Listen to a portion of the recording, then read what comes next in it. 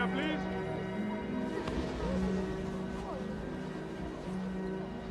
Sir? Go on. Have a good send-off. Yes, sir. Thank you, sir. Mr. Abrahams gave me a picture, the light of the world. Fellows have given me a set of Guatemalas, up to $2. The ones with the parrot and the pillar on. Look, sir. Oh, splendid, splendid. And, what did Mr. Abrahams say to you? Told you were a miserable sinner, I hope. Mr. Abrahams said I'm never to do anything I'd be ashamed to do in front of my mother. He said my next school would be more like the world. Did he? Did he? What's the world like, do you suppose? Don't know, sir. I'm a boy. Do you have any elder brothers, or? No, sir. Only Kitty and Ada. They're my sisters, sir. No uncles? No, sir. There's Dr. Barry. He knew my father before he died. So you don't really know a great many grown-up fellows? No, not really, sir. Mother keeps a coachman, and George for the garden. But of course, you mean gentlemen. Oh, I'm going to talk to you for a few moments as if I were your father. It isn't anything your mother could say. Do you see? Your body is about to experience various changes, physical changes. Now, Mr. Abrahams has explained to you that in the beginning, God created he, man and woman, that the earth should be peopled abundantly. Yes, sir. Sir, what changes? I speak, Paul, of the sacred mystery of sex. The act of procreation between a man and his wife. The procreation, indeed, of all creeping things. You will discover that your membrum virilis, that's Latin for wir. Wir, sir. Means man, sir. Very good. Very good. Look, this might be easier if I...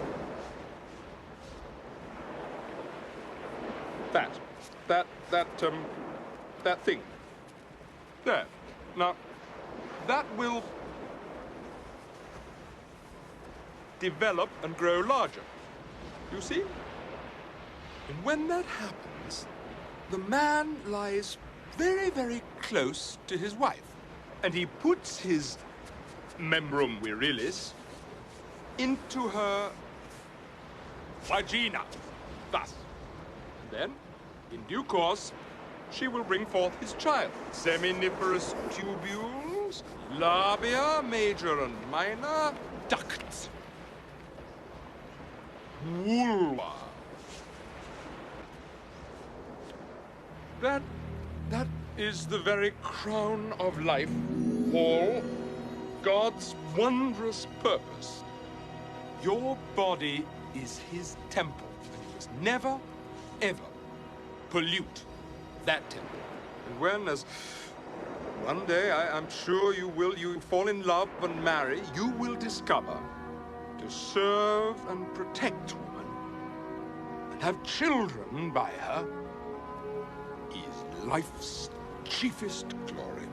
Yes, sir.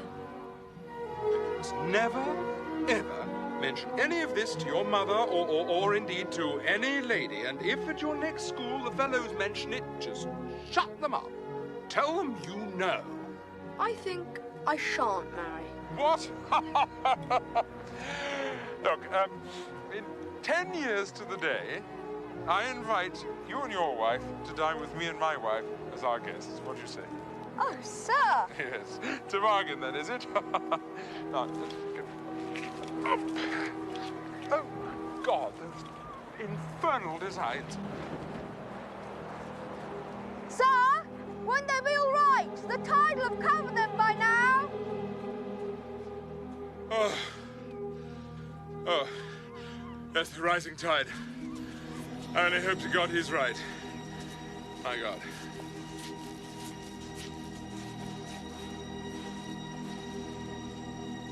Oh, come, Victoria. Come. Wagner's utter rubbish. Fat women with horns on their heads, singing at the tops of their voices about how happy they are to be dying. It's a horrible noise, and it's unhealthy. But music is about death. It always has been. I think he's trying to provoke us. Go on then, Risley, enlighten us. A superior mind wouldn't need enlightening. Music is the highest of the arts. It needs no reference to the figurative or the corporeal. It is therefore, of all the arts, the closest to death. Wagner's by no means unhealthy. He's merely expressing most exactly the state of things. Help yourselves to potatoes, Hall. Don't stand on ceremony. I can't stand music. Or concert halls. I don't go in for being superior. Don't you? I do. Come along, Chapman. You're in need of food. Expect Lord Risley isn't. I've put him off with my low talk. I simply can't think of a reply to that. What about saying nothing? Say nothing? Horrible. He must be mad. What you do is more important than what you say. Your deeds are more important than your words. What is the difference? Words are deeds. Are you trying to say that these few minutes talking in the Dean's rooms have done nothing for you? Will you, for instance, ever forget that you've met me? You're confusing what is important with what is impressive. Chapman and Hall will always remember they've met you, of that I've no doubt. Exactly, because of my conversation. Oh, they'll forget that they were engaged in the act of eating a cutlet. At least the cutlet does some good to them. You do not. I mean, Dean, that a cutlet merely influences their subconscious life. I, by my words, shape the consciousness. I am, therefore, not only more impressive than the cutlet, but infinitely more important. Your Dean here dwells in superstitious clouds of Christian self-righteousness. Your Dean pretends that only insensate faith is of any significance, and daily he droops, soporific, into his soup. Oh, Risley, shut up. Come on. I think if a man has ideas like that, he should have the courtesy to keep them to himself. No, no, no. On the contrary, one must talk, talk, talk. It's only by talking that we shall caper upon the summit. Otherwise, the mountains will overshadow us. I'm sure, Hall, you will agree.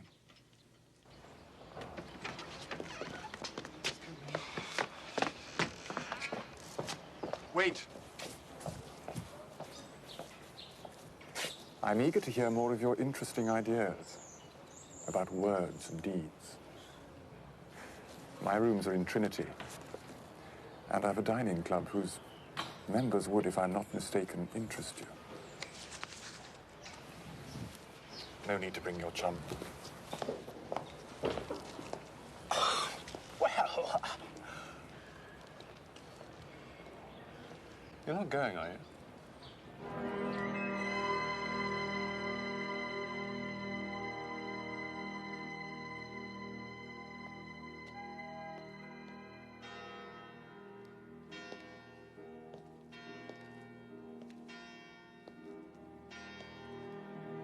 Salutations, Risley.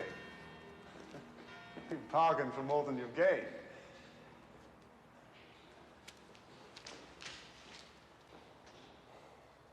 Risley, you bargained for more than you've gained. Salutations. Look.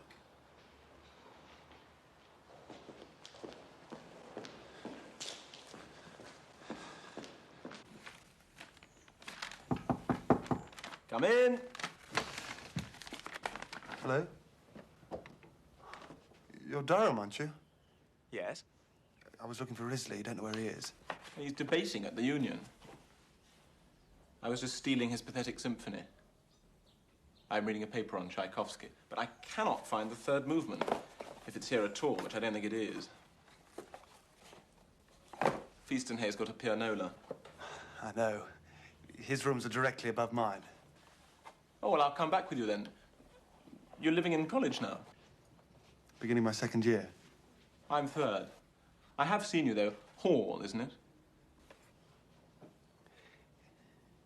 If Risley's not coming, perhaps I'd better get back.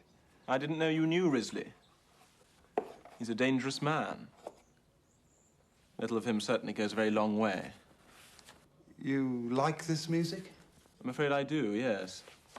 Sweet water from a foul well, as they say. Aye. Good waltz is more my style.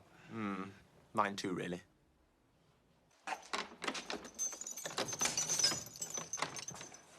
Thank you. Good night. Good night, sir. Hall? Got your third movement. I thought I'd come along with you instead. Here, give me some of those things to carry. That's all right. I think I've got them safe now. Good night. Thank you. Sir. Give.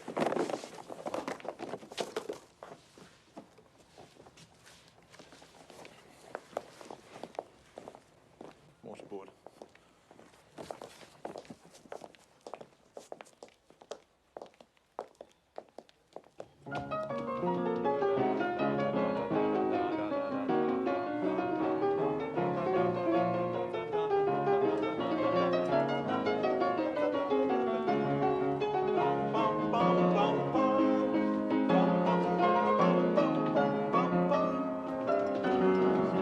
This bit's mad. Paul, you should be at this end. You should get as far away from the machine as you can.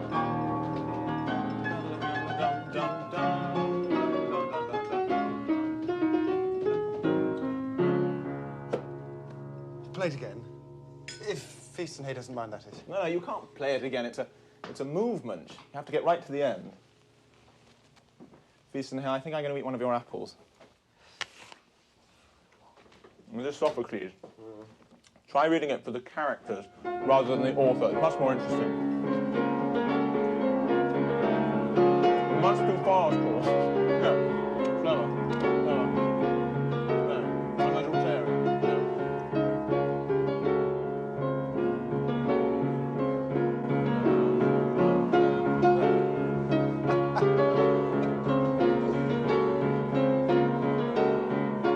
This bit isn't as jolly, really, is it?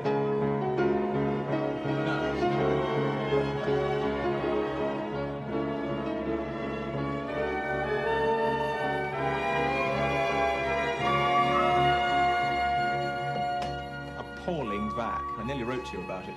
My mother started flinging the cat about because I wouldn't go to communion on Christmas Day. I mean, I'm unorthodox. I'm not a Christian. It was imperative that I made a stand. It's a difficult question. Paul, come down to the buttery. Oh, hello, Durham. Halliday's been given a case of hock for Christmas. Reward for good behaviour over the back. He's asked for us. I'm sorry, Chapman, not now. We're fixing something. Oh, I see. Sorry. Well, perhaps we'll see you later then. Have you known Chapman long? 5 years, here and at school. Give me a cigarette, would you? I mean, you've got a mother and sisters. All the way through that row, I was thinking what you would have done. My mother never makes a row about anything. That's because you've never done anything she wouldn't approve, I expect. You never will. I'm disgusted with mine. I despise her character. There. I've told you something no one else in the world knows. Won't tell. Tell me about your home life. Nothing to say, we just go on. Lucky devils. Rotten vac, eh? Yes, it was. Rotten. Misery and hell. Oh, that really hurt. What? Ow! Misery and hell, eh? Oh, what are you... no, Paul, no. Please, I've got to go. Don't be such a fool. I've got to go. I've got a lecture. Why let you go then if you're going? Because I can't. You think I don't think, but I can tell you I do. Every human soul has, at some stage, beheld an excellent being.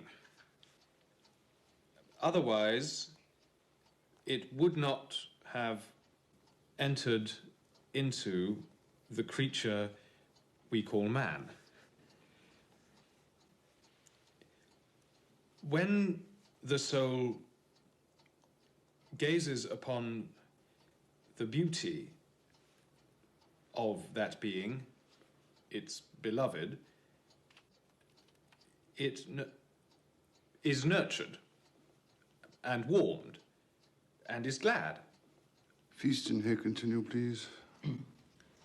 When the beloved has made him welcome and begun to enjoy his conversation and society. When their intimacy is established and the loved one has grown used to being near his friend and touching him in the gymnasium and elsewhere.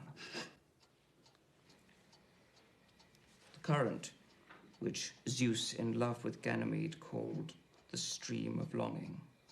Omit the reference to the unspeakable vice of the Greeks. Ah, yes, sir.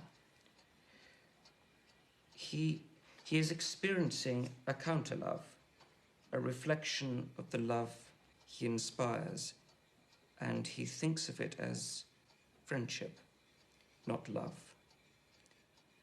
Though, like his lover, he feels a desire to see, to touch, to kiss him. The unspeakable vice of the Greeks. The hypocrisy of the man. He ought to lose his fellowship. Oh, come on. No, as a point of pure scholarship. All the poor old dean can understand is the physical act. I'm not advocating that. Cold as a fish on a marble slab, you see. Shut up, Wesley. I'm trying to make a very serious point here, which is that a masculine love of physical beauty and of moral beauty and of the beauty of the thirst for human knowledge, you omit that and you've omitted the mainstay of Athenian society. It's as if our benighted dean hadn't even read the symposium. You read it all? No, you missed the point. You have to maintain some standards of decency. No, you don't. Not if they're propped up by 10th-hand opinion. Typical of you, I may say. Western civilization happens to be run on the principles of Christ's doctrines, not Plato's bloody essences. What exactly do you mean by Christ's doctrines? They're open to all sorts of interpretations.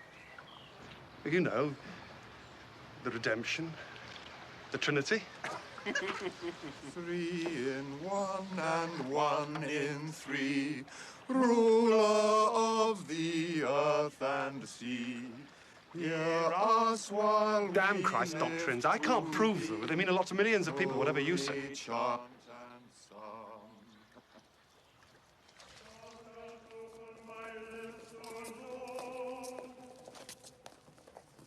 Paul?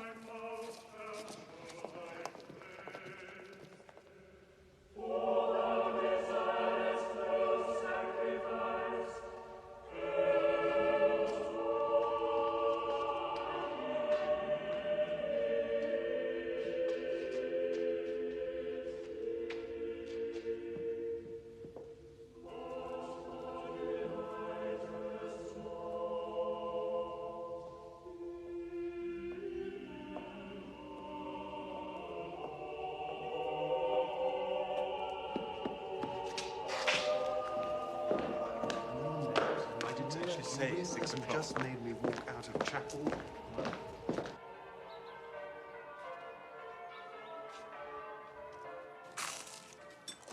I just don't understand it. Your father always went to church. I can't help it, Mother. I'm made that way. It's no use arguing. Durham. I wonder if that's Alicia Durham's brother. Besides, I'm not my father. Maury. What a thing to say. Well, he isn't. Really, Mother, come on. Kissy, we are talking about things not suited, and you are perfectly wrong besides. Maury is the image of his father. Dr. Barry said so. Dr. Barry doesn't go to church himself. Dr. Barry is a most clever man, and so is Mrs. Barry. Imagine Mrs. Barry being a man.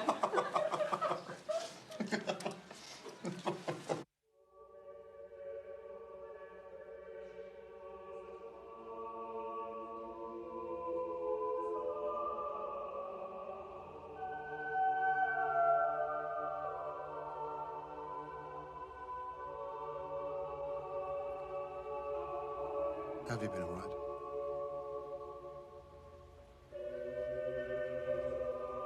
Have you? No.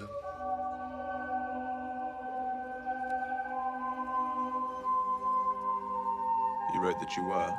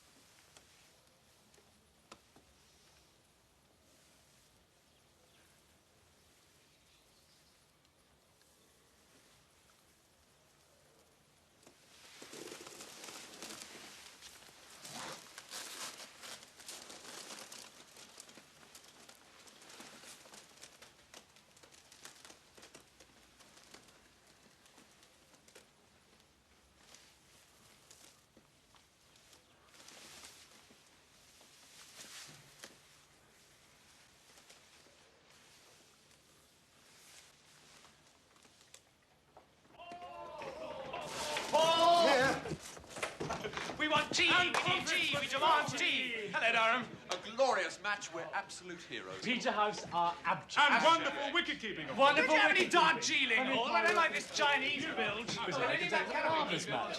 They're so far. If it hadn't been for my two valiant catches of the slips, it would be very difficult. Just dropping them into the rough stuff. Lies pretty well at my door. Too easy.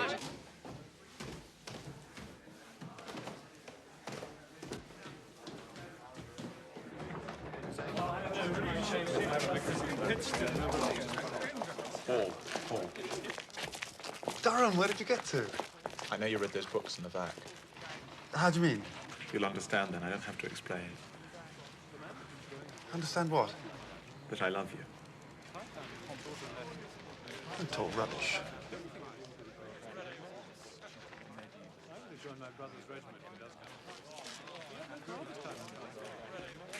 Durham? Durham, come back! Come on, old man.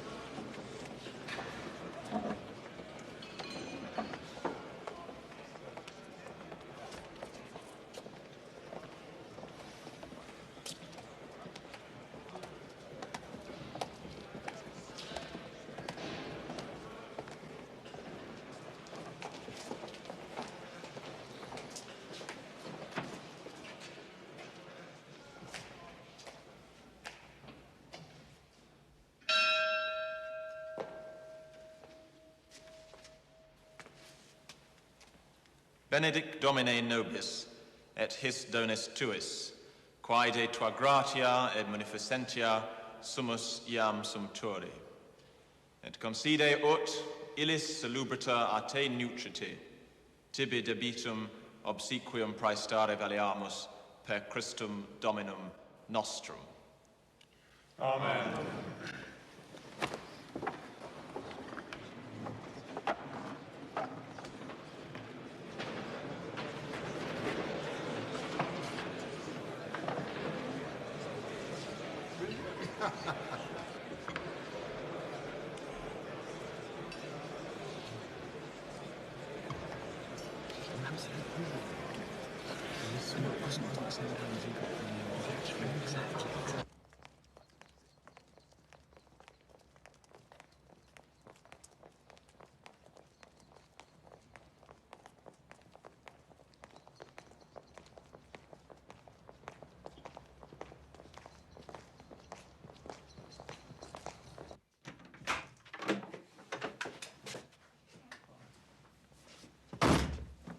Clive, you're bloody hard.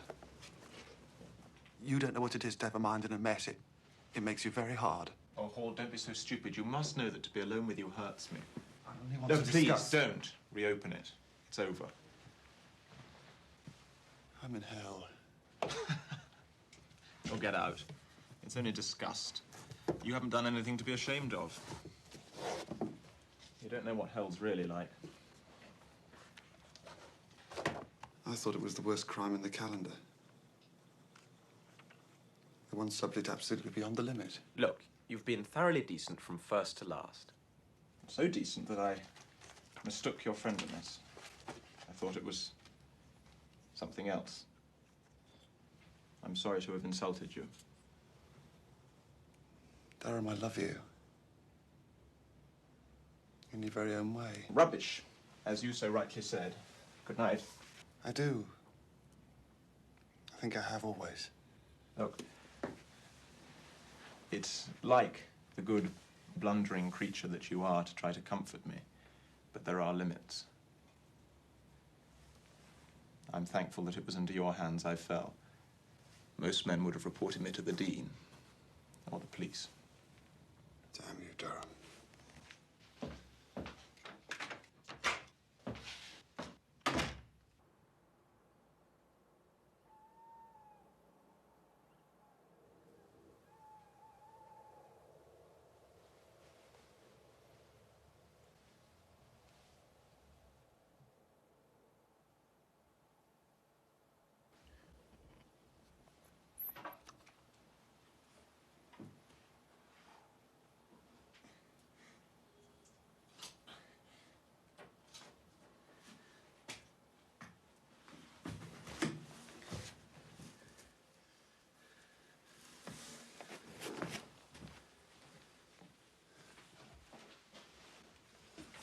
Maurice.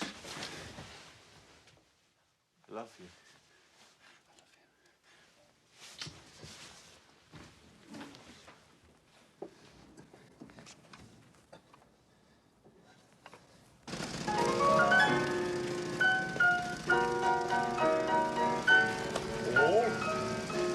It's the Dean.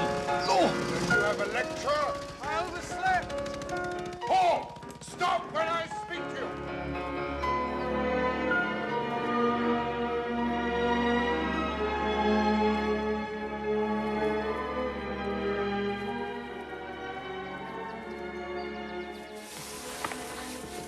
Do you realize?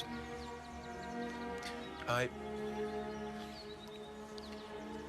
would have gone through life half awake if you'd had the decency to leave me alone. Why me?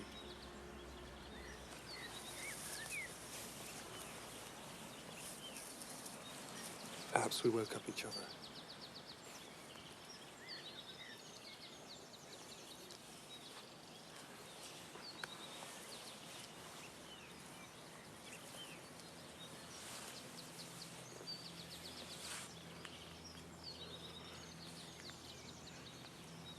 No. Can't you kiss me? I think it would bring us. I think it would bring us down.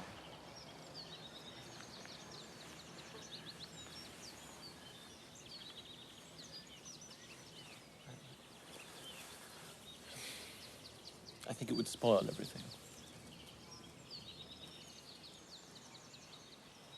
This harmony.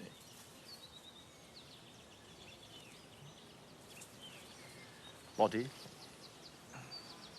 mind, soul. I don't think women have even guessed. You know.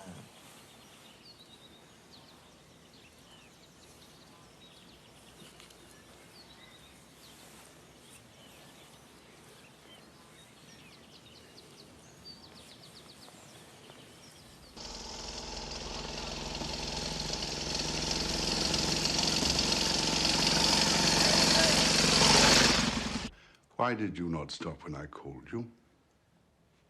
Yesterday you cut chapel, 4 lectures, including my own translation class, and hall. You've done this sort of thing before. It's unnecessary to add impertinence, don't you think?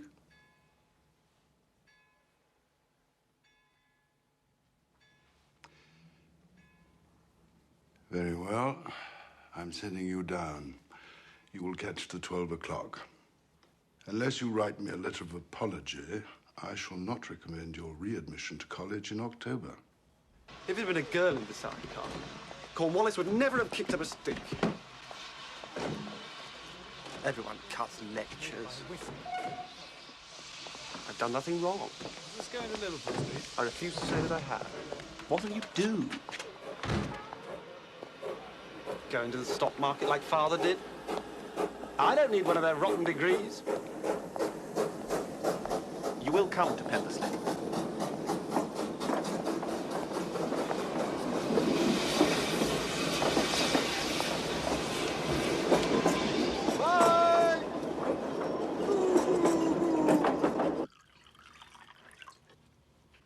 Not quite what you expected, eh? Dr. Barry. Not quite as anyone expected. Still, these past few weeks, it's become apparent to me that it's time a man was here to head this household again. Ah, well, it's all for the best. What do you want with a degree? They were never meant for the suburban classes. I mean, you're not going to become a parson or a barrister or a pedagogue when you're not a country gentleman. That's a sheer waste of time. The city's your place. Absolutely right to insult the Dean. If anything, I feel insulted by him. Treated like a schoolboy. You see, your mother doesn't understand how you feel. She's worried because you don't apologize. To my mind, these things work themselves out. You see, you got yourself into an atmosphere for which you were not suited, and you very properly took the first chance to get out. How do you mean? Oh, still not clear. I mean that a gentleman would have apologized by instinct if he'd found that he'd behaved as you did. I think it's time I turned in. How dare you bully your mother, Maurice? You ought to be horsewhipped.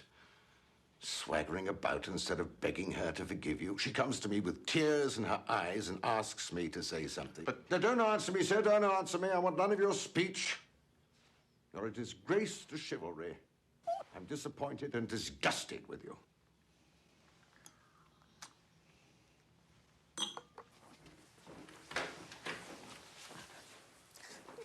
Oh, Maury, darling, we all looked forward so much to May week. Mother, do stop crying. It'll only make him think he's important. He'll write to the Dean as soon as no one wants him to. Kitty, I won't. I don't see why you shouldn't. Little girls don't see a great deal. I see a great deal more than some little boys who think they're little men.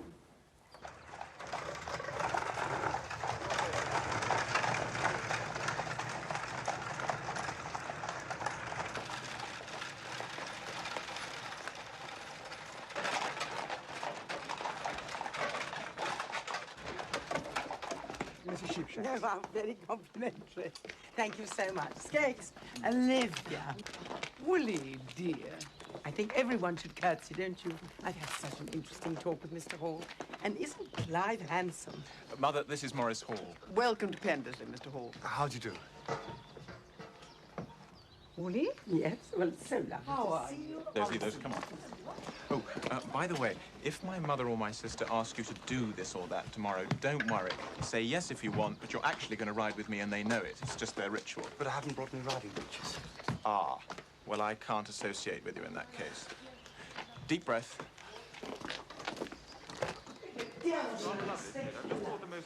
You must be Mr. Hall. I'm Pippa Durham, Clive's sister. Yes, he's... May I introduce Mr. London? Mr. Hall. How do you do? Archie London. How do you do? I'm the lucky devil who's to marry her. I'm commandeering troops for canvassing tomorrow. Tariff reform. Yes, stop bullying, Pippa. Are you interested? Certainly, I'd be delighted. Good. There, Mamma, Mr. Hall is sound. Pippa, dear, does Mr. Hall know his room? The blue room, Mamma. The blue room? Poor man. The one with the smoking fireplace. Simcox.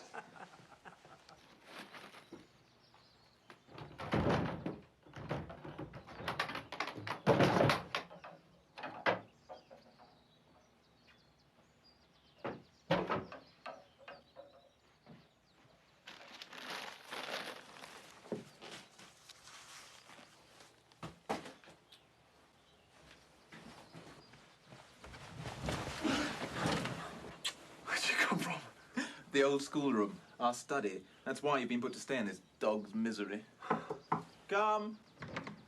It's as much like college as I could make it.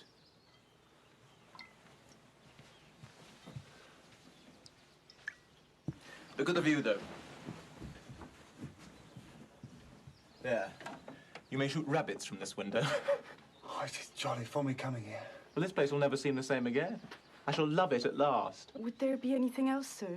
No, thank you, Millie. No, that's all. We're up the staircase by ourselves.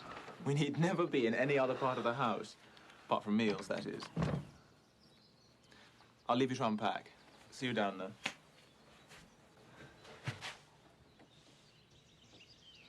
I hope you can find enough to amuse She was yourself. between a really swagger regiment with a new force without any great kingly favour. We dressed and But I came chose the down girls because to they've find got water another 2 lapping years to at do the in foot India of the and another year staircase, to and all the waiters wearing green leather waders. That is Yes, it was. And you watched us. And do you travel a lot? You do travel a lot? Remember the ambulance? Oh, yes, that's right. This house is his. Did he tell you? No, he didn't. Oh, it is. Under my late husband's will. I must move to the dower house as soon as he marries. A 4th year at Cambridge would little profit a yokel like Clive. He must take his place here in the countryside. There's the game to consider. There are the tenants. There'll be his duties as a magistrate. And unless there's a war, there's his political future. He ought to spend a year traveling instead. He must see America, and if possible, the colonies. He speaks of travelling. He wants me to go with him. I trust you will. But not Greece, Mr. Hall. That is traveling for pleasure. Dissuade him from Greece. I prefer America myself. Naturally, anyone sensible would. Pippa says he writes verse. Have you seen any? Mr. Hall, is there someone? Some Newnham girl? Pippa declares there is. Pippa had better ask then. Did I hear my name, Mr. Hall?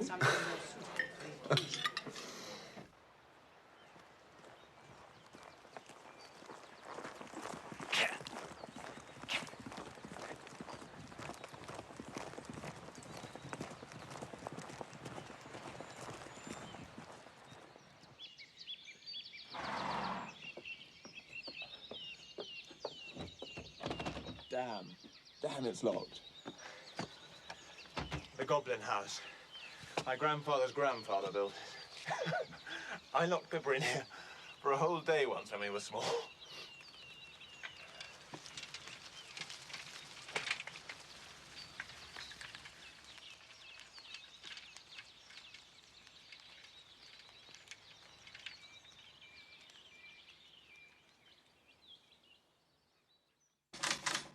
Ashby's ordinaries are up an eighth. 3 7/8, 4 3/8. What's Barclay Perkins doing? Debit 1, 87.90. Gas stage to recovery. What about Alliance and Dublin? Alliance in Dublin. Consumer's orders. Well, that'll do. Up to 78.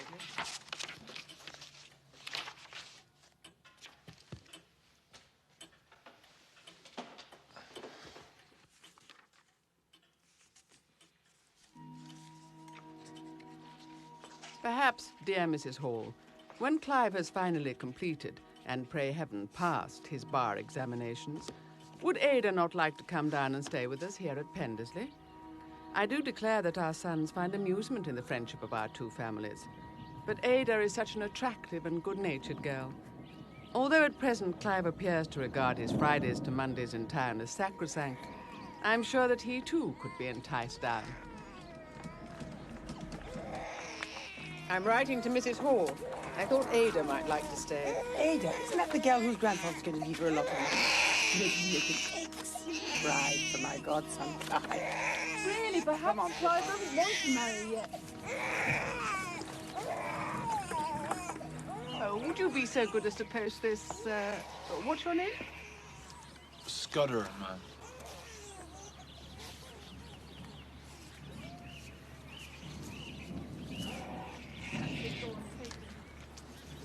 We are all very snug in our little house, Mrs. Durham, now that Maurice is living at home after so long away.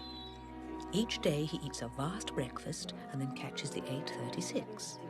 He returns at 4:59 and lays down the law. He has developed, under your son's influence, into far more of a personage than we had expected. One hardly begrudges him the time he spends as Clive's guest in London. Is Clive not fortunate to have a London house now as well as beautiful Pendersley Park?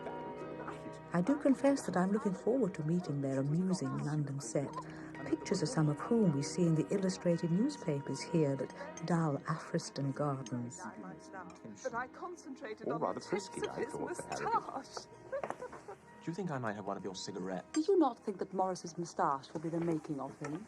No, it's revolting. Thank you, Clive.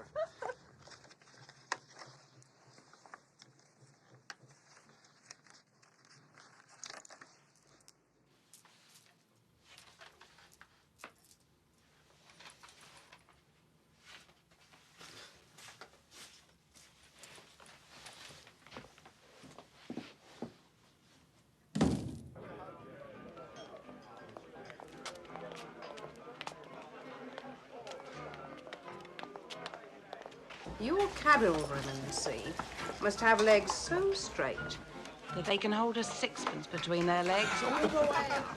Ankles, calves, knees, thighs. Not only a sixpence, is it, love? Ends has to meet. The price of your beer, no wonder.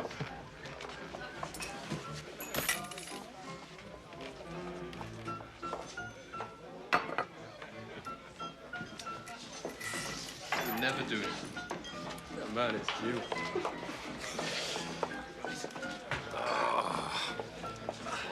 That was a pure country lad. Here. Till I took the Queen's shilling. One here. But now it seems I've turned out bad. It's there. I was always winning.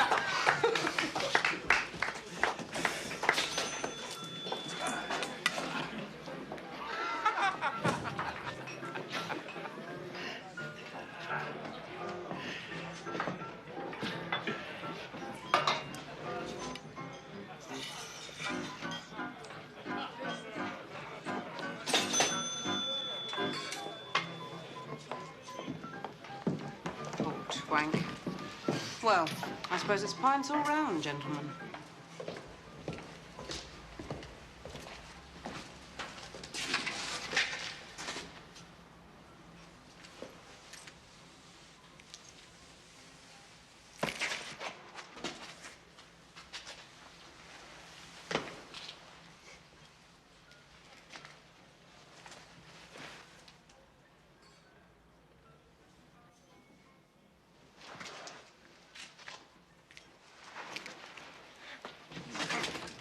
Get him! Come on! Come here, you.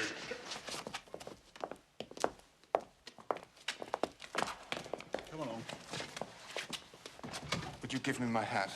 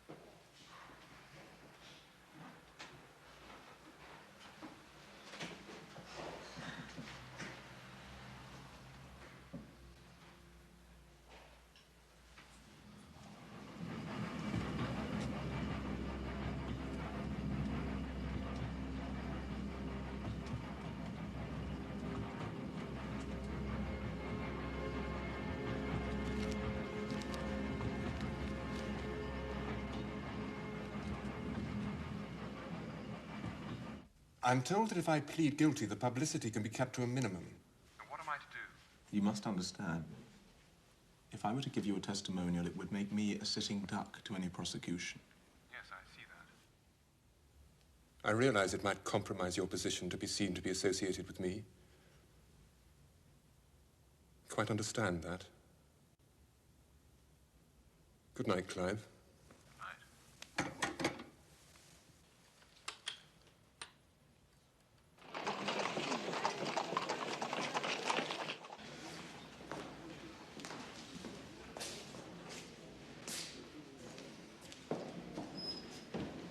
Maurice.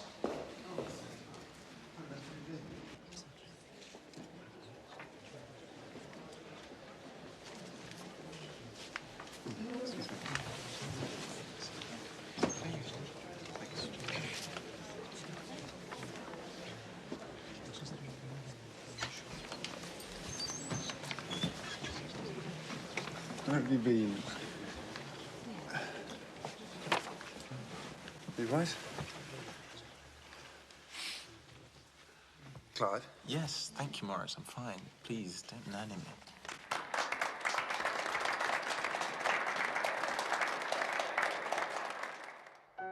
The defendant is a man of breeding who, rather than setting an example, has regrettably attempted the corruption of his social inferior. He is a man of considerable learning who has taken advantage of the gullibility and the baser passions of his intellectual inferior. Lord Risley, your guilt has been unquestionably proven before this court. As you are no doubt aware, I am empowered to sentence you to imprisonment with flogging. However, in view of the promising career in politics, which has been terminated by your disgrace, and in view of the position in society which you have forfeited, I am inclined to leniency in sentencing you to 6 months' imprisonment with hard labor. Silence! I am satisfied that you will pay for this for the rest of your life. Take him down.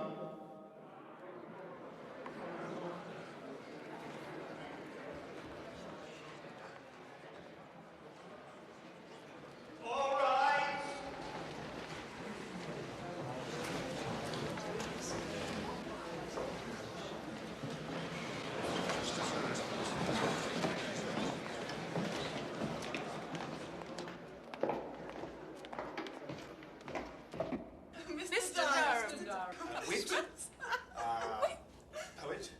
Breeding. Breeding. And now, legal legislator. Clive Durham, barrister at arms. Clive Durham, our honoured friend. Barrister at law. Clive Durham. Mr. Durham. Sorry, to the most marvellous evening. Come on, Clive, on your feet. Clive. To the Durhams of Pendersley Park. Oh, I say, I'm going to faint. Maury, quickly. Clive. Get a pillow. Kitty, a pillow. Hey, that brandy. Mother. What is it? Fan him. Oh, Maury, what is it? Oh, fan him.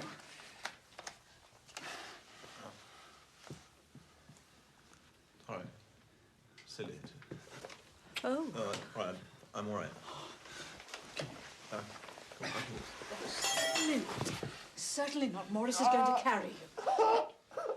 Oh. Oh, dear. Mr. Durham. Mr. Durham, try and put your arms around Maury. Come along, old man. Up you come. That's it. Right, Maury. Come on. Put your arm around. Sorry. The doctor. Sorry. Somebody telephone. Sorry, Maury. Fool. Do be careful, Maury. It's rather hot. Mother, you needn't tell the others I kissed Durham. He wouldn't like it. No, of course not. I was upset and did it without thinking. As you know, we're great friends. Relations, almost. Mother, the doctor's here.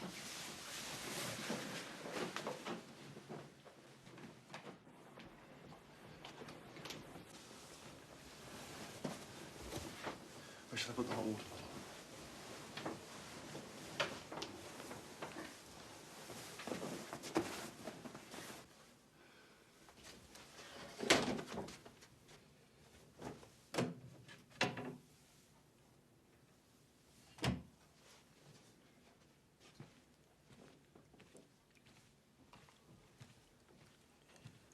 You mustn't do this sort of thing. You mustn't, it's filthy. Doesn't worry me. I don't say this just to please you. You can carry on all night as far as I'm concerned. By the way, the doctor's coming up. He'll see me like this. I hope he does. Oh, hello, Chard. Sorry to call you out so late. Just curious, chap. He fainted at dinner, and he can't stop crying. Been working hard? Yes. Now he says he's going to Greece. So we shall. You clear out now. Told your sisters none of you ought to come into this room. My sisters, yes. I'm looking after him. You equally. Miss Kitty has telephoned to the Institute for a nurse. Why is everything done in such a damned hurry? Thought a nurse might amuse him. And can't we amuse him? I can nurse him myself.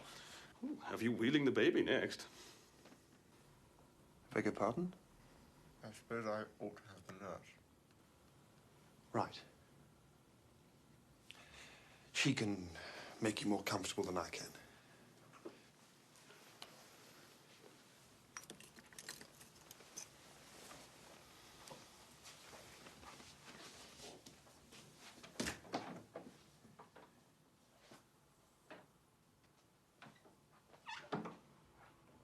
Pendersley today? Yes. Mother, he can hardly stand up. What does Jart say? He seems to think he's well enough to leave. Keep him there. I'll get the 140. Someone will have to talk sense to all you people. Goodbye. What? Shall I send the car? No, I'll get a cab from the station.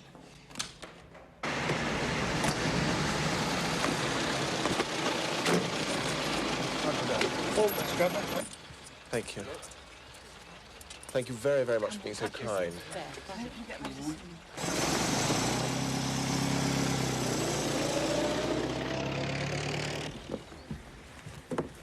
We've enjoyed having you here, haven't we, Mother? What are you playing at, Clive? You're far too old to travel. Thank you so much. Clive will be the I can't go on being such a bore to your family, Maurice. Don't be absurd.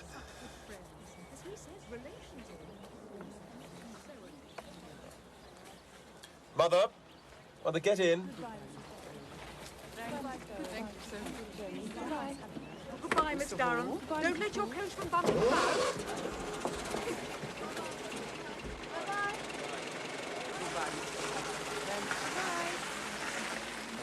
Goodbye, and don't forget indemnification. And full reserve, remember.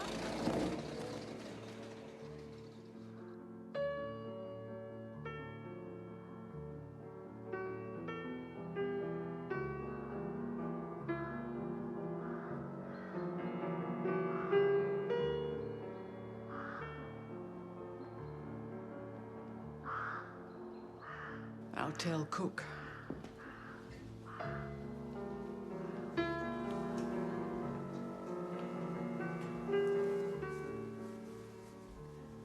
Terrible affair about Viscount Risley, sir. And him a parliamentary private secretary, too.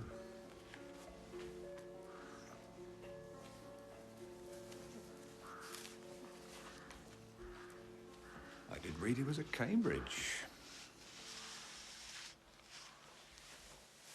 Like yourself, sir. You will never mention that subject again, Simcox, while you remain in employment here.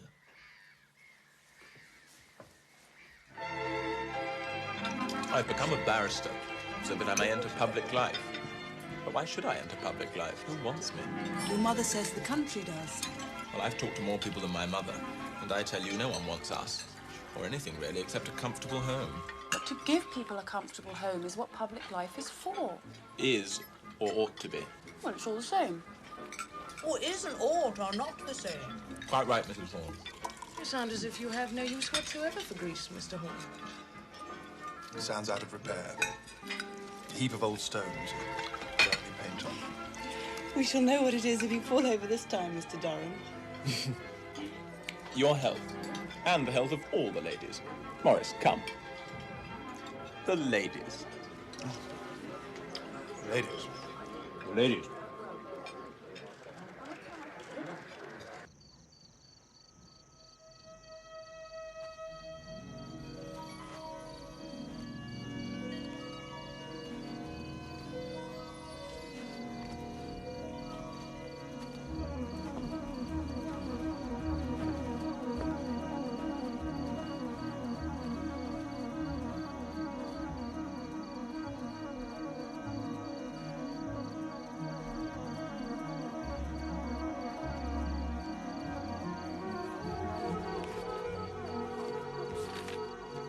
Dear Clive, still no word from you. So here is my news. I am practicing a regimen of severe self-discipline. Our Wednesdays and our weekends I spend in the darkest reaches of Bermondsey, with the dockers lads at the mission. It's a far cry from our metropolitan pleasures. I am supposed to be teaching them the gentle art of boxing. More often than not, I get the pummeling. Preferable to the pummeling you gave me at the Wigmore Hall. Ha ha. Most of the other evenings I spend working through that reading list you once gave me. Clive, I'm so worried at not hearing from you. I get no sleep worrying, for fear that you've fallen ill again. I've looked out your connections and would expect you back by Tuesday week. Wire if you can on reaching Dover. I don't have to tell you how much I miss you. Mr. Durham. Oh, Maurice is away tonight on business. Oh no, where's he gone? Don't ask me. We know even less about him than when you were last here, if you think that's possible.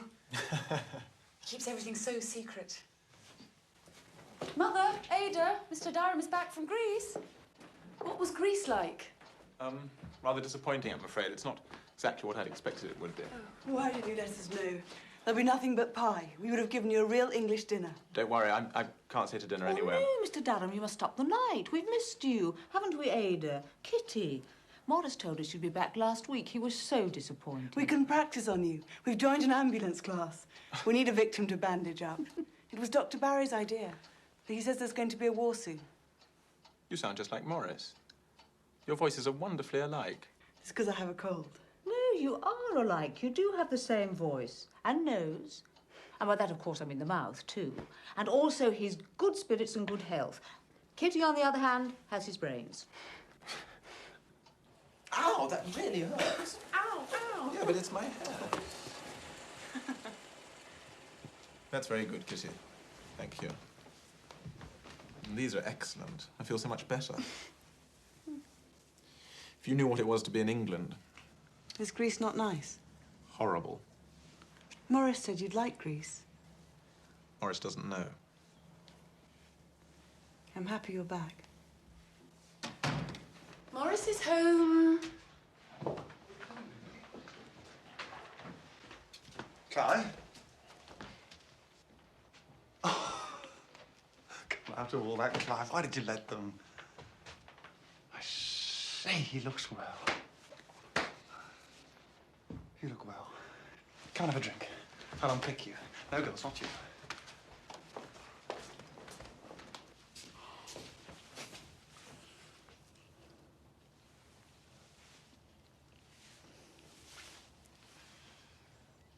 Why didn't you answer my letters? Don't you love me anymore? All that must be tomorrow. Quite so. Have a drink.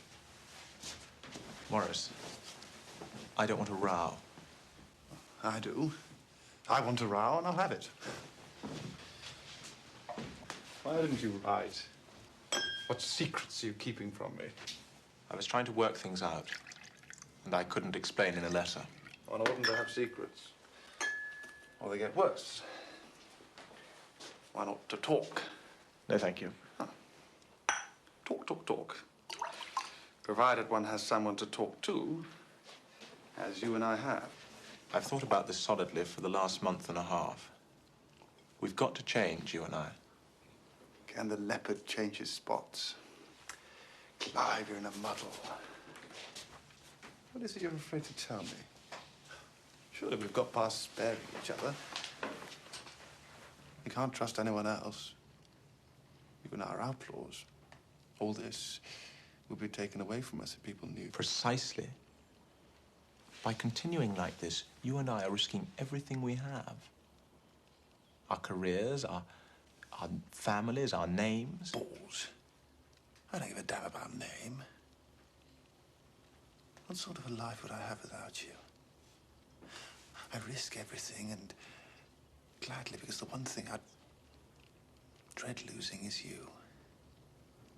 You're the only happiness there is for me. There are other ways to be happy, you know. We could explore those a little. Not for me. Maurice, think how easy life is for people who don't have to go through all this. This secrecy, never being able to talk about the person whom you're in love with to anybody. Imagining the servants are thinking things. Always being asked when you're going to get married and having every bloody girl paraded in front of you because your family's so desperate. You want to get married? Is that it? You're in love with some girl? Who is it? No one. But don't you think it would be wonderful if there were someone who I could care about in the same way that I do about you? We love each other. And know it. For God's sake, Maurice, hold your tongue for a moment. If I were in love with anyone now, then it would be with some nice girl. Like Ada. Ada? I take her at random as an example. You scarcely know Ada. Don't be so stupid. Try to understand. We must change. I like you enormously. More than any man I've ever met. Did you say something to Ada just before I came in? Didn't you hear my car come up?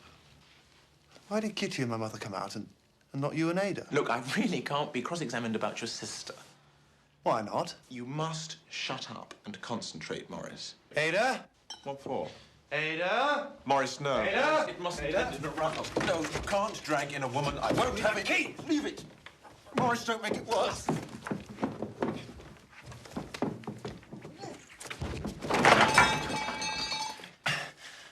I didn't mean to. Did I hurt you? I'm all right. What an ending. What an ending. Maurice? What's going to happen to me? What am I done for? Maurice? Clive? Ada. What's the matter? Nothing, it's fine. What's happened to your lip? It's perfectly right. Just fooling about.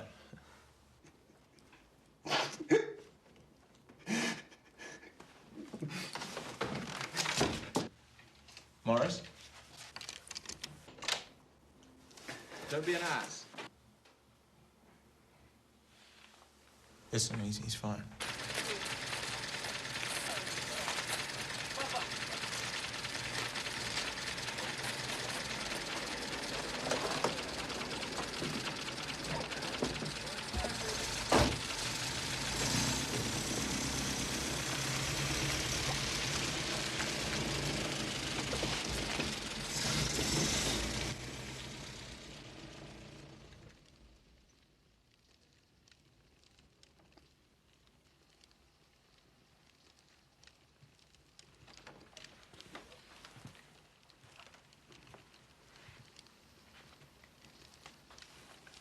What's the matter with you?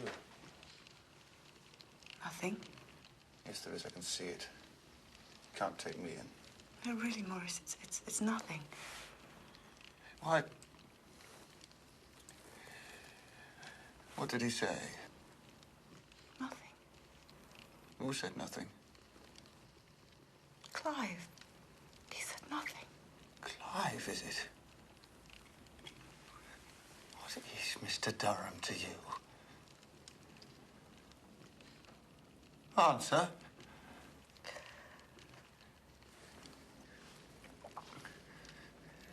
You want to know what he told me just now? When I accused him of making love to you behind all our backs. What? When I hit him. No, Maurice. He said that you threw yourself at him. That you tried to corrupt him. He complained that you made advances to him. And that's why he wouldn't stay. That's why he's gone back to town. You have the satisfaction of breaking up our friendship at least. You've always been unkind to us. Always. It's not my fault.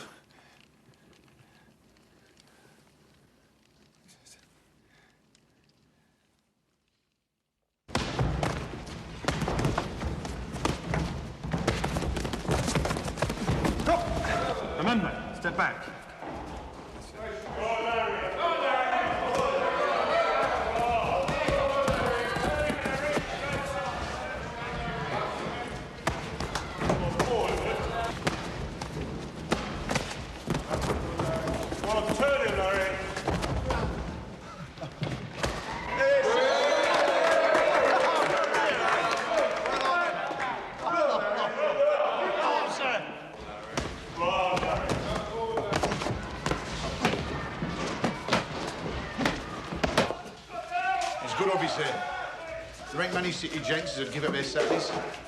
Good night, sir. Good night, Mr. Hall, sir.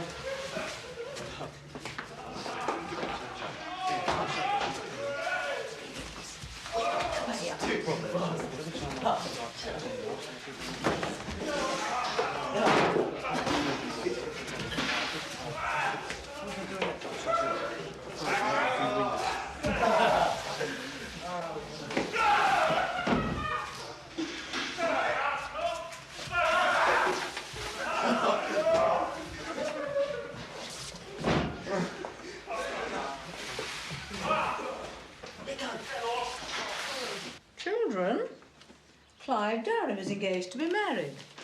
How friendly of his mother to tell me. Who is she? Lady Anne Woods. You can read it for yourself later. He met her in Greece. Lady Anne Woods, daughter of Sir H. Woods.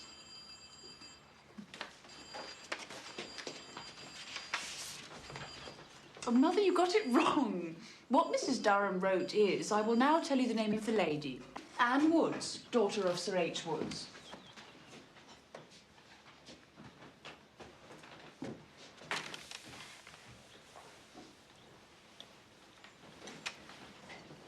Do you know her, Maurice? Oh, yes. Mr. Chapman, Miss Hall. Thank you.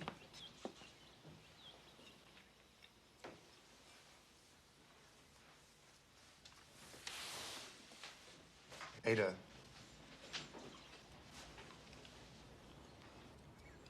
Ada, I behaved badly to you after Clive's last visit. He never said those things I let you think he said. He never blamed you. I don't care whether he did. Doesn't signify. I love Arthur now. Chapman's a good fellow. For two people in love, to marry strikes me as very jolly. I wish you happiness.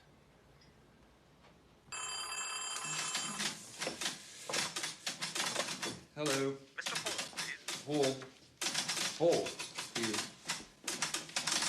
Argentine Northern Land. Come up again. Up six. Hello. Hello, Maurice. You'll have heard my news. Yes, but you didn't write, so I didn't. Quite so. Well, the wedding's next month. You'll be an usher? Best of luck. Anne's with me. She wants to talk too. I'm Anne Woods. My name's Hall. Maurice Christopher Hall. But I can't think of anything to say. You're the 8th friend of Clive's I've spoken to this morning like this. 8th? Yes, the 8th. I'll give Clive a turn. Goodbye. Maurice, Anne has £100 in her pocket. Would you invest it for her? Certainly. What sort of thing? Whatever you fancy. I'm not supposed to fancy more than 4%. Barclay Perkins. Brewing and distillers, they're at 5%. Or there's Argentine Northern Land. They've gone up a 6th. Land investments. How about, I like the last one best. Very well. Send the cheque here, would you? Can't you come down to Pendersley next week? It's short notice, I know, but later everything's going to be chaotic. I'm afraid I can't do that very well. Yes. Hill's getting married too. Things are more or less busy here. And after that, Chapman's marrying Ada. Well, come in September. Not October, because that's almost certainly the by-election, but come in September and see us through that awful Park versus Village cricket match. All right. You'd better write nearer the time. All right. Goodbye then, Maurice. Goodbye. Goodbye.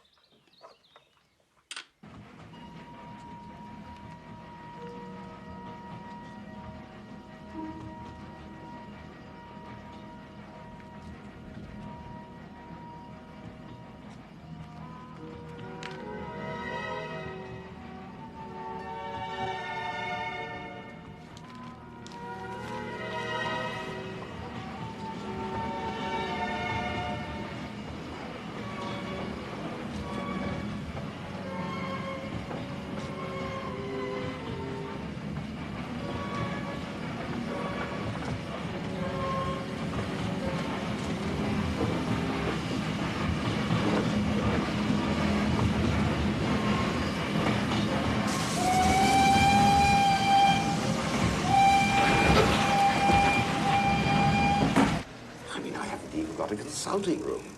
It's an illness to flee into it for Jart.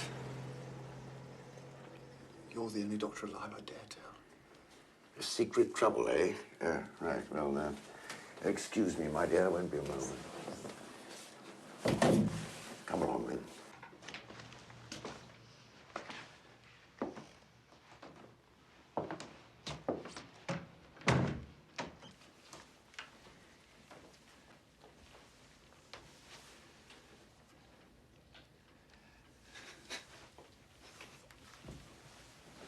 No. Now, take your time. And remember, of course, that this is professional. Nothing you say will ever reach your mother's ears.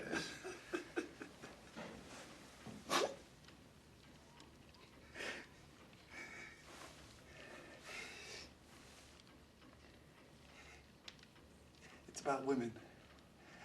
Well, we'll soon fix that up. Fix me, for God's sake. I'm done for. Oh, don't be afraid of me. Now, when did you catch the beastly thing? It's nothing as filthy as that. In my own rotten way, I've kept myself clean. Oh, well, let's have a look.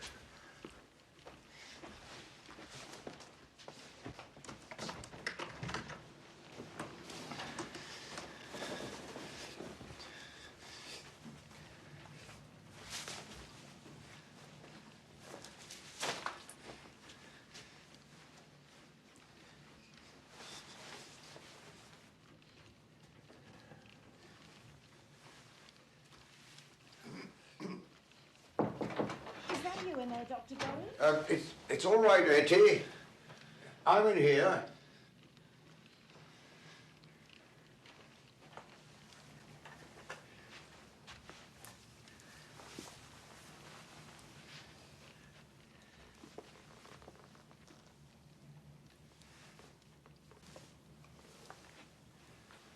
You're all right. What do you mean, sir? All right? Well, what I say. You're a clean man. Nothing wrong with you down there. You could marry tomorrow if you like. If you'll take an old man's advice, you will. To cover up now, it's so drafty. What put all this into your head? You've never guessed.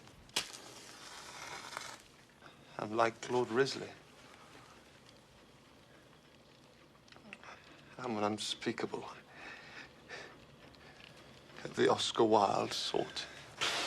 Rubbish. Rubbish. Dr. Barry, I can't have explained. Now listen to me, Maurice.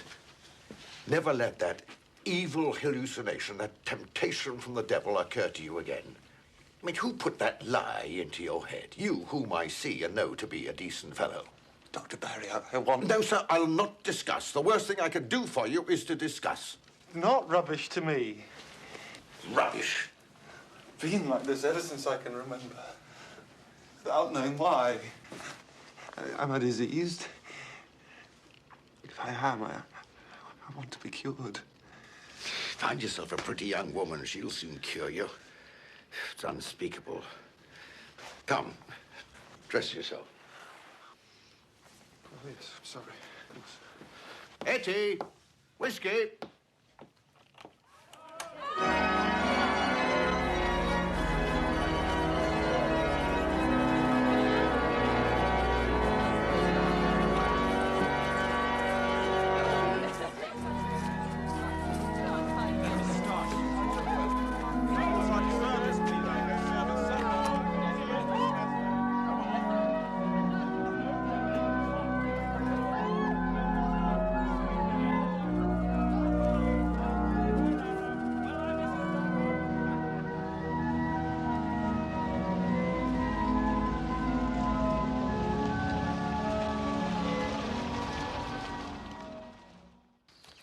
Mine!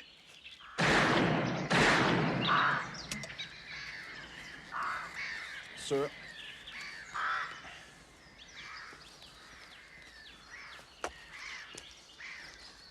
Bullseye. One less bunny for Durham to lose sleep over. What? Oh, buck up, man. Corpore sano. Look out! Mine! Damn! So you gentlemen wish to continue shooting. The mist's coming down. I suppose he thinks it's our fault. Very well, Scudder. We may as well pack it in. You'll bring the game book up to the house. Oh, cheer up, old man. What has got into you? Would you believe? It's my birthday. Good Lord, is it really? I say, old man, many happy returns. Durham never mentioned it at all. Durham's far too busy canvassing. Come on. Let's toast it in Chisky. That's more like it.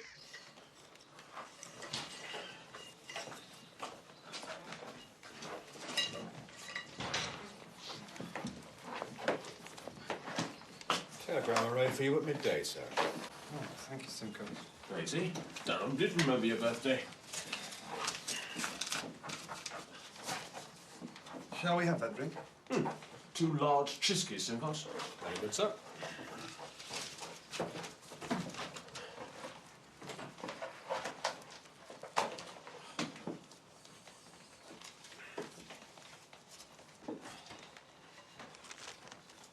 I think I may have to go to town with you tomorrow. Hold on, fellow, what a pity. You might have had more shooting. Nothing wrong, is there? No. No business. Happy birthday, sir.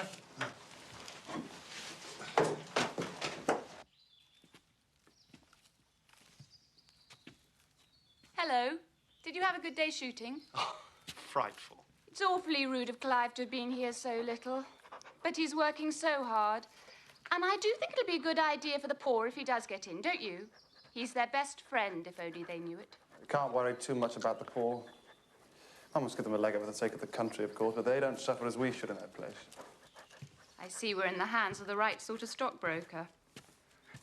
Oh, here's the Reverend Brenius. He's joining us for dinner. Do you know him? He's come to scold Clive about the tenants' housing. Now, he would say that they want love. No doubt they do, but they won't get it. Mr. Hall. I scold Clive for being cynical, but really I think you're being horrible. I get used to being horrible. Poor get used to their slums. After you banged about a bit, you get used to your particular hole. Everyone yaps at first. I've had a telegram. I've got to go back up to town tomorrow. Oh, no. Not bad news, I hope. No. Well, in that case, it must be an amorous intrigue. Maurice has to go back to London tomorrow. What? Well, that's what he told me. Oh, damn it, he's only just arrived. He had a telegram. He's being awfully secretive. Oh, he's being impossible. What about the cricket? Rather like him. I've a private notion he's in love.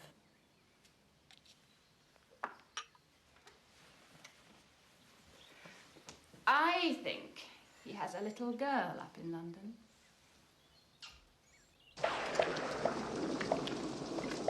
Your hand, Pippa. Darling. It's all right, Archie. No. Mr. Brenius, your turn. Oh.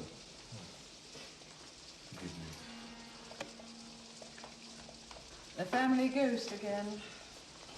There's the sweetest little hole in the ceiling. Clive, can't we leave it? Well, we shall have to, but let's move the pianoforte there because I don't think it's going to stand much more. How about a saucer? Clive, how about a saucer? Once the rain came through the ceiling of the club. I rang the bell and the servant brought a saucer. Yes, I ring the bell and the servant brings me nothing. I knew this beastly present would come in useful. Poor Pendlesley.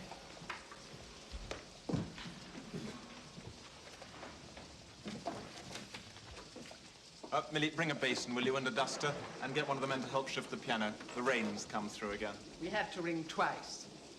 Twice.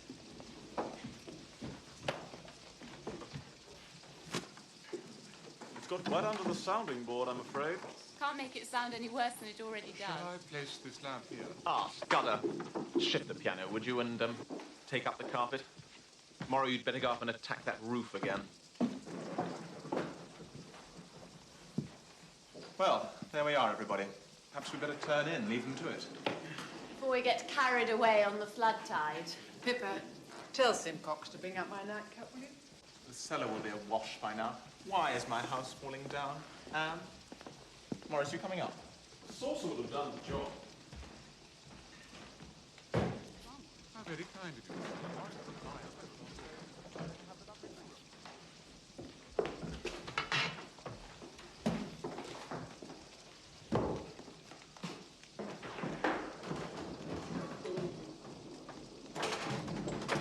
Down there a bit. A bit more. A bit more down. Someone will have to get up in the night, change the bowl. As soon as my body developed, the obscene imaginings began. I thought that some individual curse had descended on me. My schooling was pure enough. A terrific scandal there before my arrival meant that we were drilled all day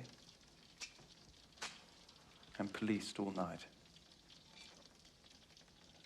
I had little chance, therefore, to talk about such experiences with my schoolfellows. I am the only son in my family.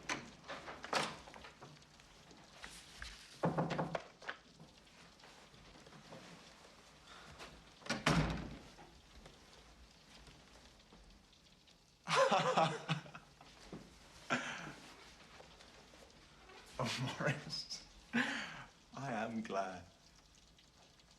Well, it's the greatest thing on earth. Perhaps the only one. Anne guessed as much. Aren't women extraordinary? Oh, Maurice, it's what I've always wished for you. I know you have. You don't mind if I tell her? Only Anne, of course. Not a bit. Tell everyone.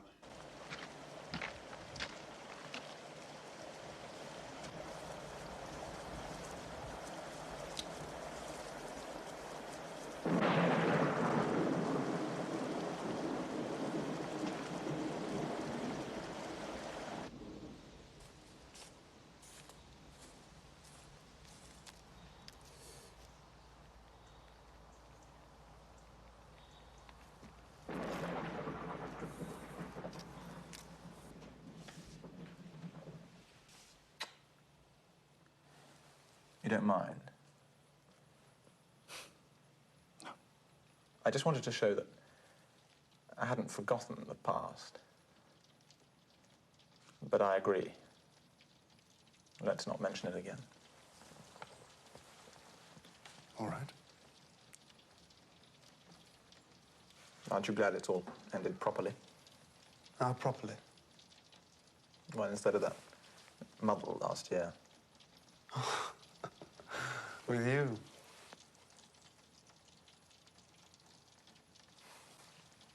Quits and I'll go.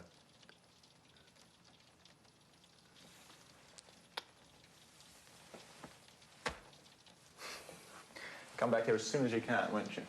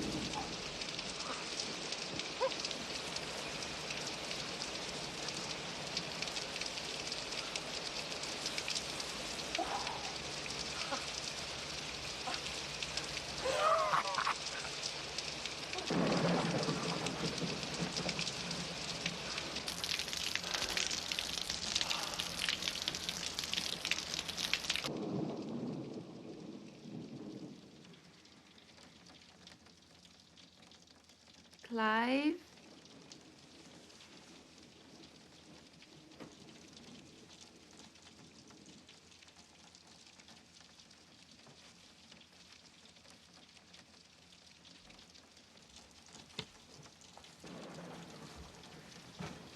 be talking to Maurice.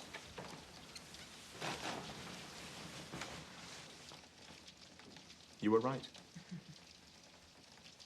Told you he had something up his sleeve.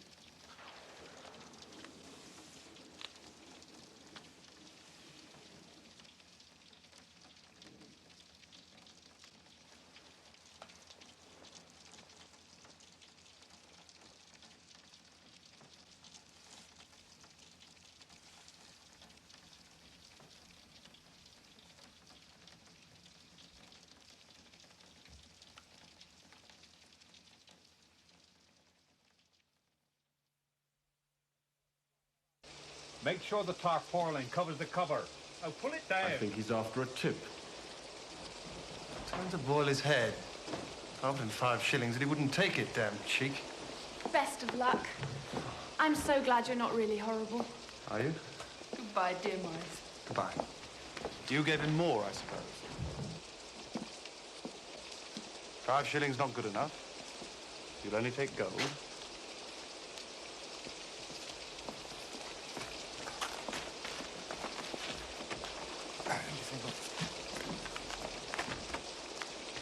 I'll take it.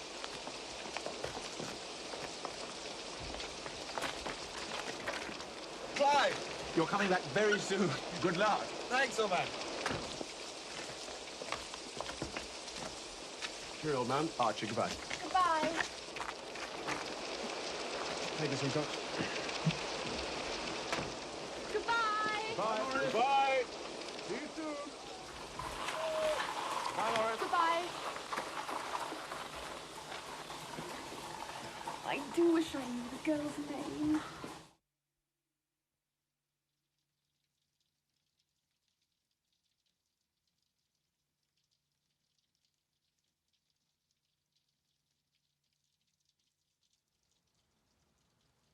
You're not quite off yet, I think.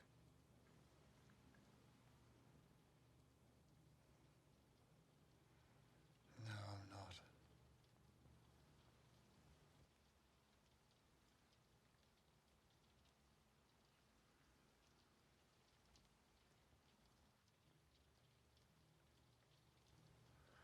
I'm nearer off now.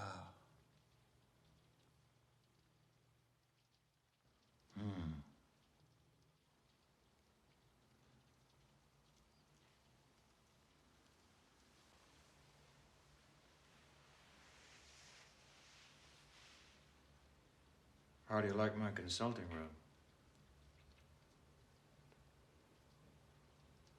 It's a nice room. Not too dark. Rather dark. You can see the picture on the wall ahead of you.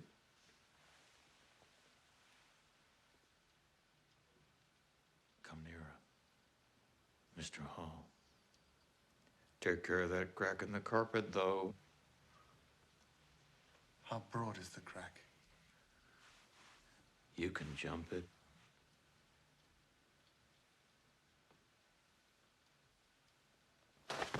Admirable.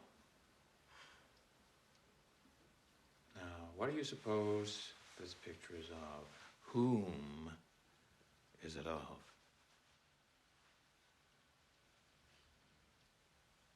It is Miss Edna May. I want to go home to my mother.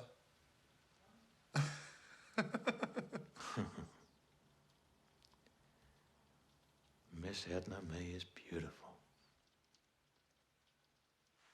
She is attractive. She's not attractive to me.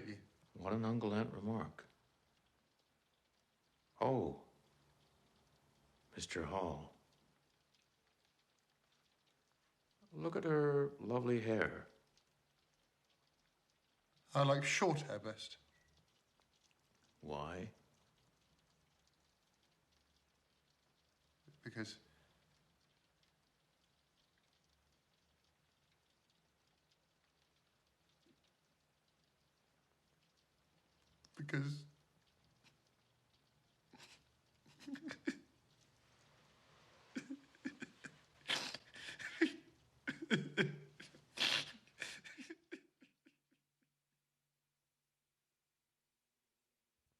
Did it get anywhere near? You're open to suggestion. I made you see a picture on the bare wall. I'd like another appointment. Telephone me in 2 weeks. In the meantime, take exercise in moderation, a little tennis, stroll around with a gun.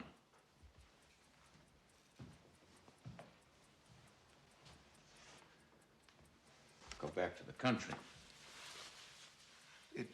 It seems rather foolish to make that journey twice in one day.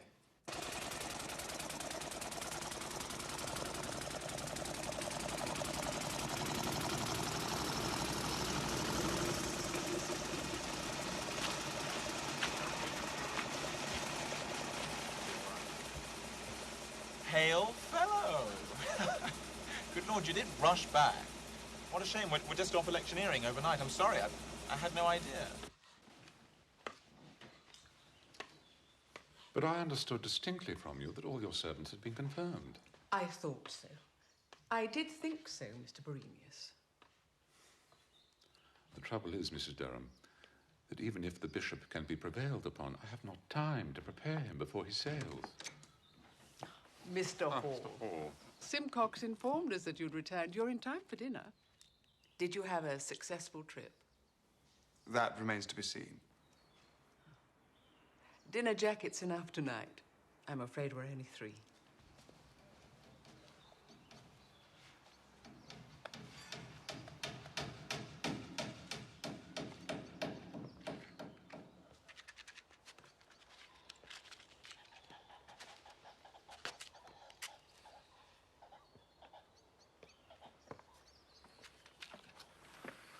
Pardon me, sir. Will the gentleman be shooting tomorrow? I don't think so. Obviously not. It's the cricket match.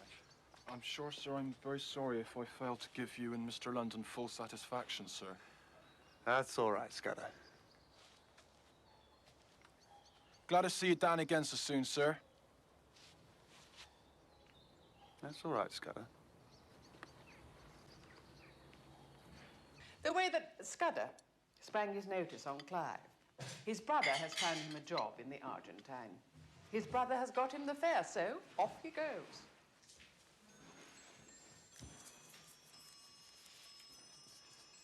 Excuse me, sir. The underkeeper wonders whether you have orders. I saw him before dinner, Simcox. Nothing, thanks. Tomorrow's the match. I did tell him. He wonders whether the gentleman wish to bathe between innings, sir. He's just bailed out the boat. If that's Scudder, will you tell him I'll come and speak to him directly? Very good, sir.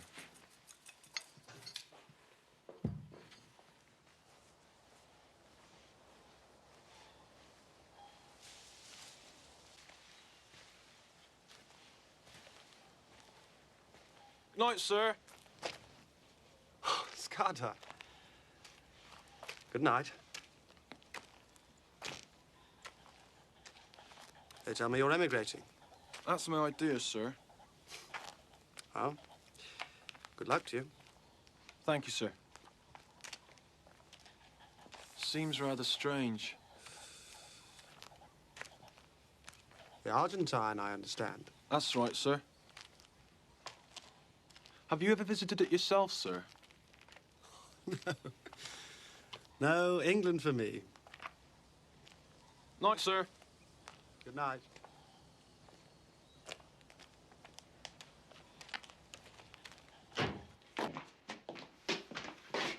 I'm off then. Easy start tomorrow. Only Mr. Hall's pleasure to wait upon. Mr. Hall's a gentleman.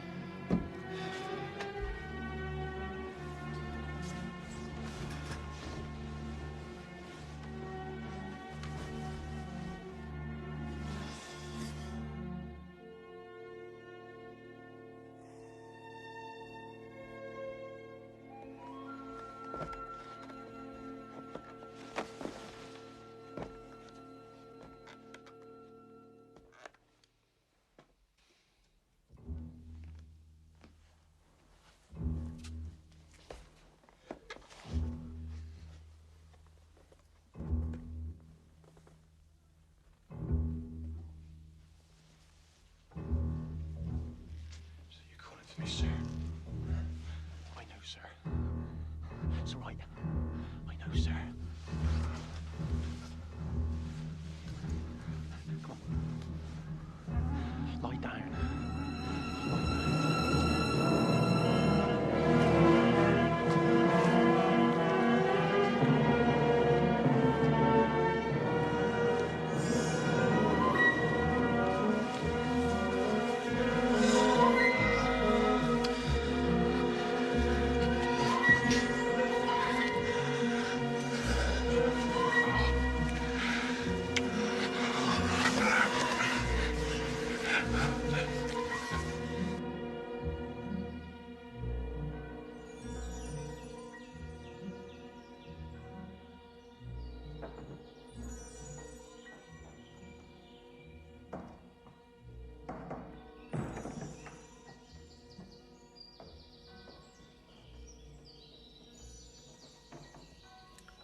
Sir, the church is struck. You'll have to release him. Maurice. Maurice. There's a cricket pitch I have to help roll for the match, and the young birds too. Boat's done. Mr. London dives splack into the water lilies. They told me that all young gentlemen learn to dive, but I never learnt to. It seems more natural, like not to let your head get under the water. I call it drowning before your day. I was taught I'd be ill if I didn't get my hair wet. Well, you was taught it wasn't the case.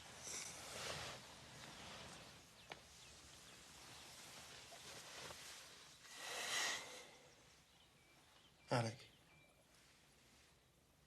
do you ever dream you had a friend? Someone to last your whole life?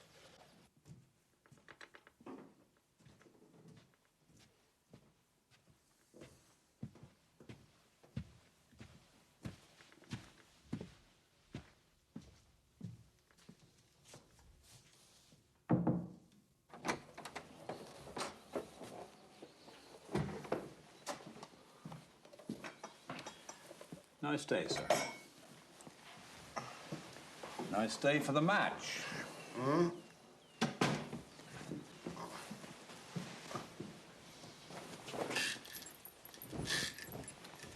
I moved that ladder away at last, I see. About time. Now, sir. What will you wear, I wonder? You put your cricketing flannels on straight away? All right.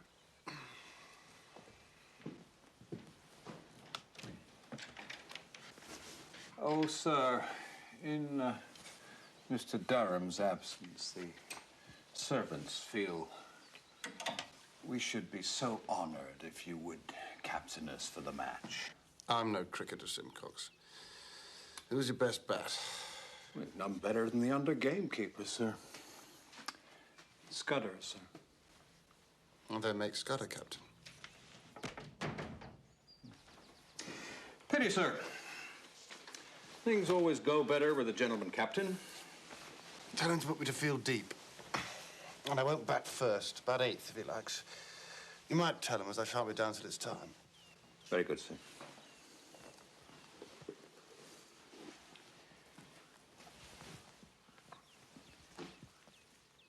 Oh, dear, sir. Mud on the carpet. I'll send someone up. Very good, sir. The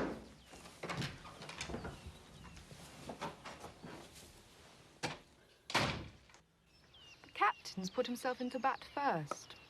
Clive Durham would never have done that. Little points interest me. He's our best man, apparently. I've an instinct the man's conceited. He's lost very well. He's playing more carefully this year. Right! Well on, Roger! Bowlers in! Yes. They're going to! Harlan! Hey!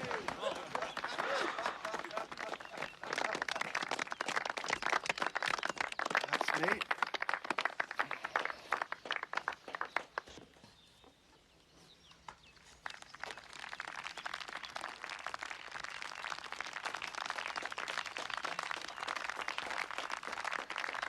Run in!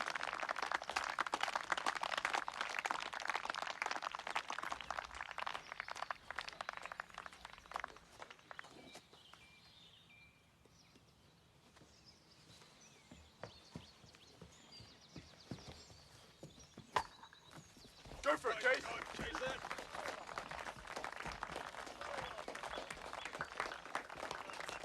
Well, Jolly well done. Come on. Marvellous. well done.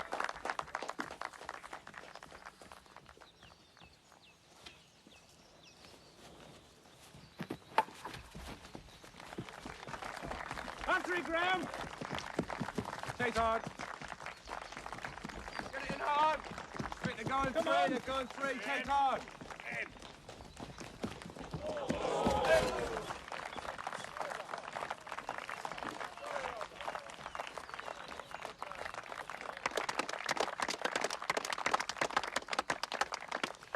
I do begin to see what you mean. Well, with a haircut.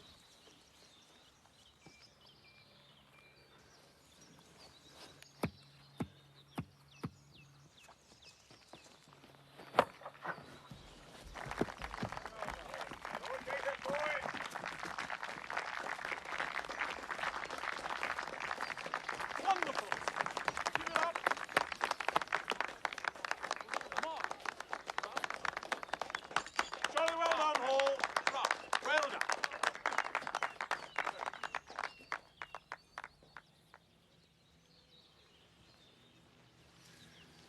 Scudder's holding the fort for you. He's doing rather well. Well, I suppose I better play for a bit. Please these people. Over.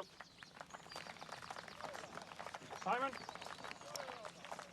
Andrew, down the point. I'll just go down to mid-off, please. Clive. Maurice. Aren't you exhausted? Well, I've had meetings till midnight. I've got another this afternoon, but I'm back tonight, and then your visit really does begin. Now, gentlemen. We stand rebuked. To the Olympic Games, Maurice.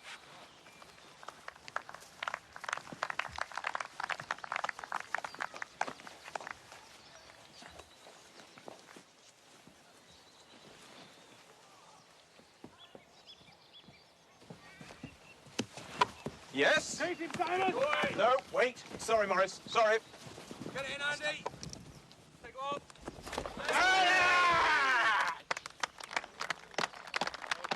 Sorry.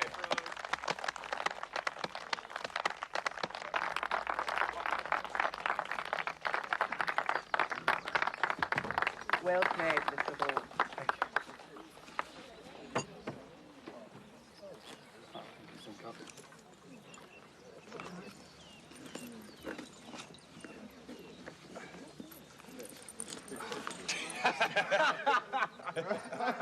I know, sir.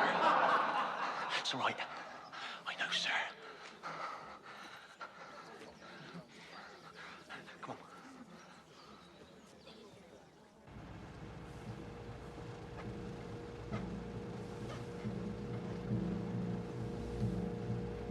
What sort of man was that keeper of yours who captained us? Scudder? Well, he's a little bit smart, but Anne would say I'm being unfair. You can't expect our standard of honesty in servants. What sort of background did he have? Let's see, wasn't his father the butcher at Osmington? Yes, I think so. Is your head feeling rotten again? Putrid. I do wish you'd think of Pendersley as your second home. Just treat it like an hotel. Come and go when you like. Doesn't matter if I'm home or not. Anne feels as I do.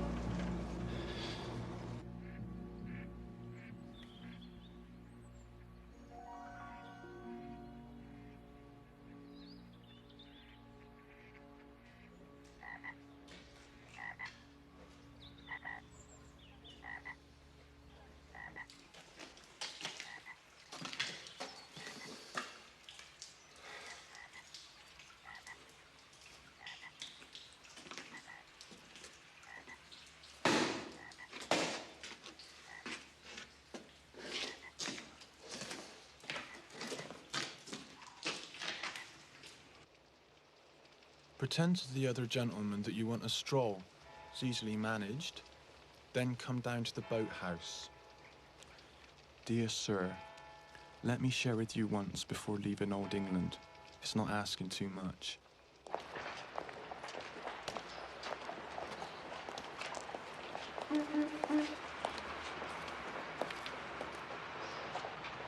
You should not resist me. You're resisting me. Damn it, I'm not. You're less suggestible than you were. Don't give up. I do not propose to give up, Mr. Hall. Well, have I fallen short of your 50%?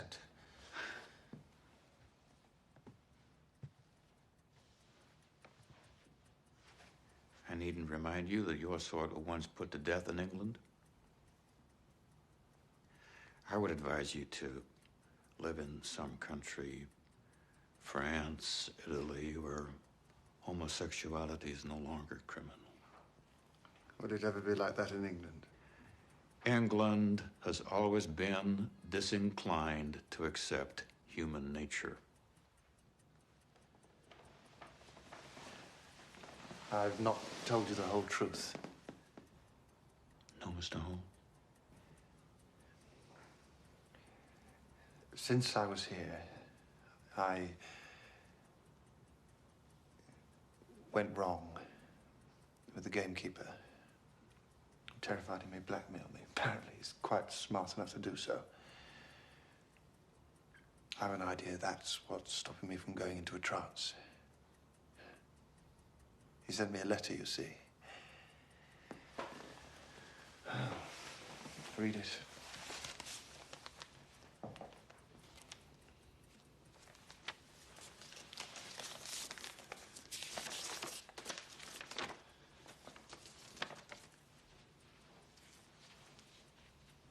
Come to the boathouse. I have key and will let you in. No doubt he has a duplicate key. And an accomplice waiting up at the house.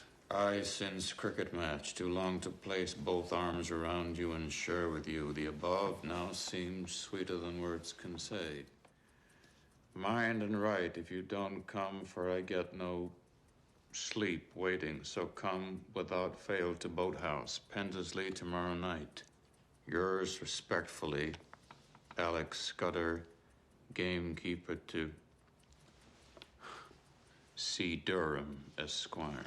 I'm walking on a volcano. He's an uneducated man, but he's got me in his power. Will he have a case in court, do you think? I'm no lawyer, Mr. Hall. You'd have to consult your solicitor. My children playing overhead.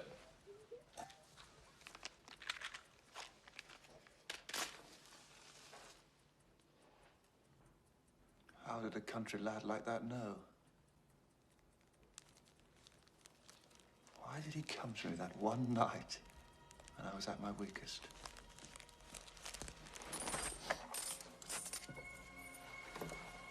There we are, sir.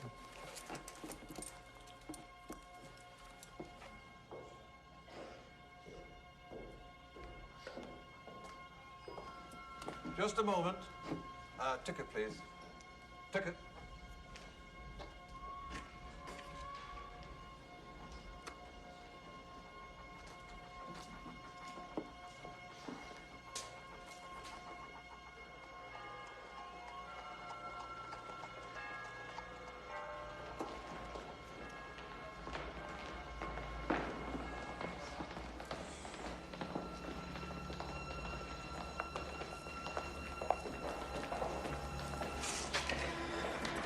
Maurice, what brings you to London, Scudder?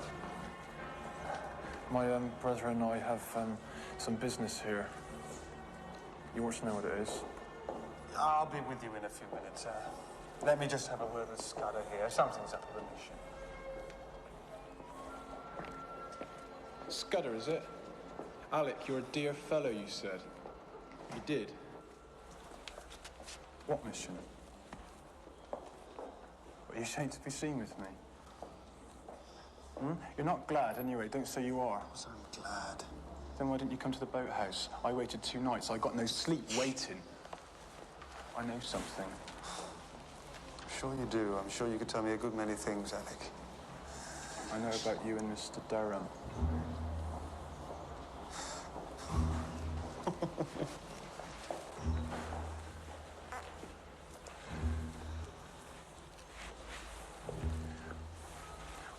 office, is it? What'd you do here? But you shouldn't treat me like a dog. You was just amusing yourself. I've never come like that to a gentleman before. You said call me Maurice, but you never even wrote to me. You made a fool of me, and I can make you sorry for it.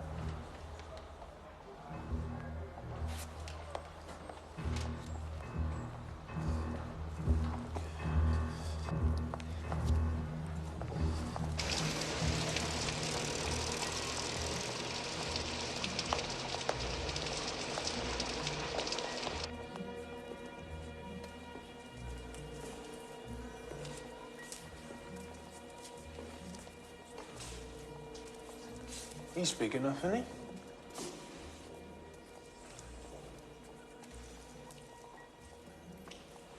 Well, he must have owned wonderful machinery to make a thing like that. I expect so.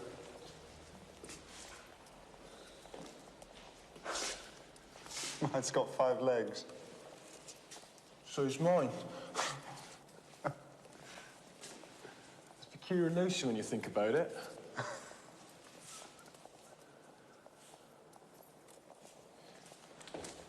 Won't do, Mr. Hall. I know what you're trying to do. You do better to settle this, I can tell you. You've had your fun, now you've got to pay up. I'll leave you to think it over.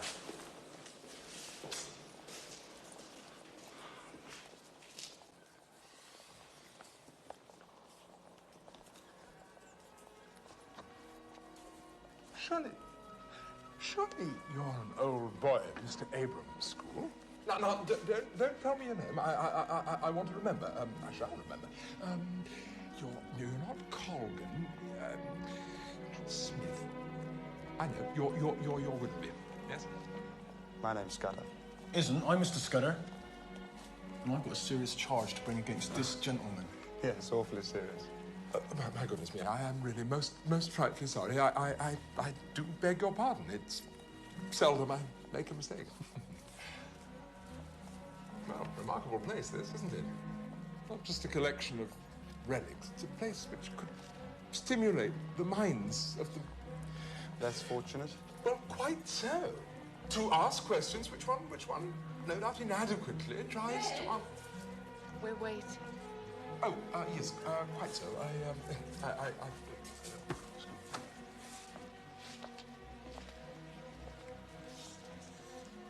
Extraordinary thing. I shan't trouble you any further. Where are you going with your serious charge? Well, I don't know what came over me. Blackmailed. No, sir, no. You did? No. Maurice, listen. Maurice, am Well, you called me Alec. I'm as good as you. I don't find you are. By God, if you spit on it, I do see I'd have broken you. It'd cost me hundreds, but I've got them. The police always back my sword against yours. As good as I.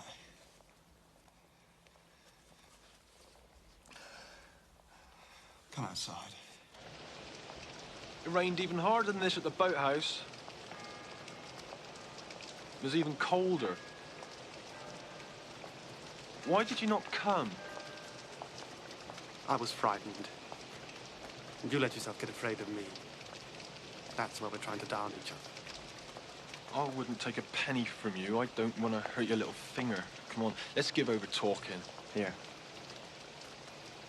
Stop with me. Sleep the night with me.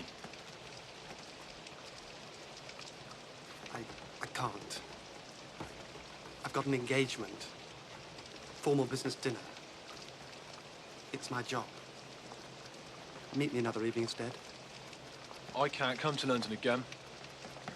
My father or Mr. Berenius will be passing remarks. What does it matter if they do? What does your engagement matter?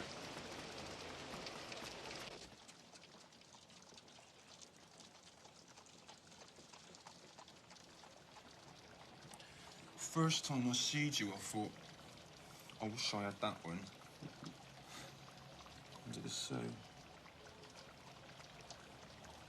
The only good things happen to me at Pendersley. Scudder, do this. Scudder, do that. The old lady, she says, oh, would you most kindly of your goodness post this for me? What's your name? What's your name?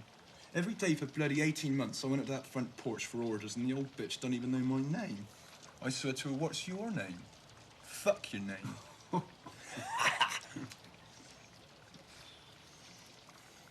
Nearly did, too. Wish I had. And you, 2 grand to come to the boathouse. Oh, my man, 5 shillings not good enough for you, huh? You'd no idea how you nearly missed getting me.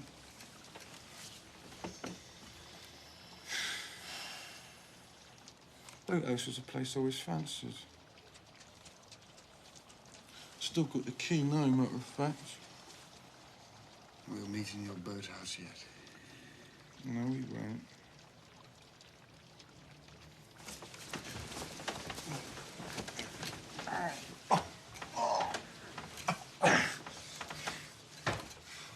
You remember that, any road.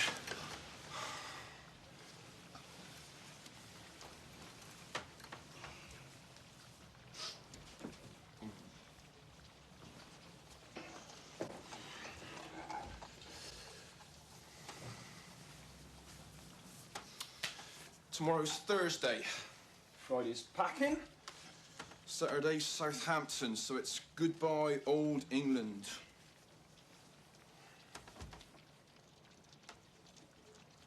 You mean that you and I shan't meet again after now? That's right, you got it quite correct. Stay with me. Stay? It's my boat? You daft? All the bloody rubbish. Order me about again, you would. There's a chance in 1,000 we met. You know it. Why don't you stay? Stay with you? How? And where? With your ma? Oh, yeah. What would she say if she saw me? All rough and ugly the way I am. My people wouldn't take to you one bit. And I don't blame them either. And how would you run your job, I'd like to know? I shall chuck it. Your job in the city? What gives you money and position? You talk like a man who's never had to earn his living. You can do anything. Once you know what it is, we can live without money, without people. We can live without position. We're not fools. We're both strong. There'd be some place we could go.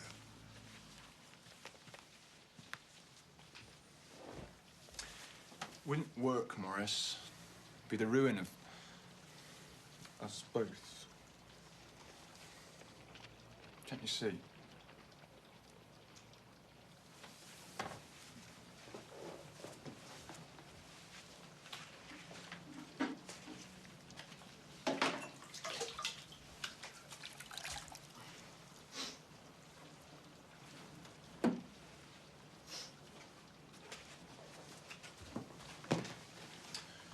Well, I'm off.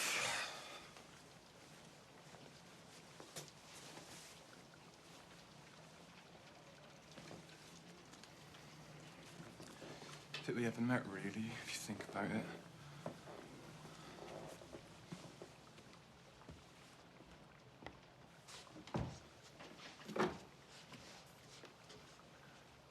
You paid for this room in advance, didn't you? And then they won't stop me downstairs or anything. You'll be all right.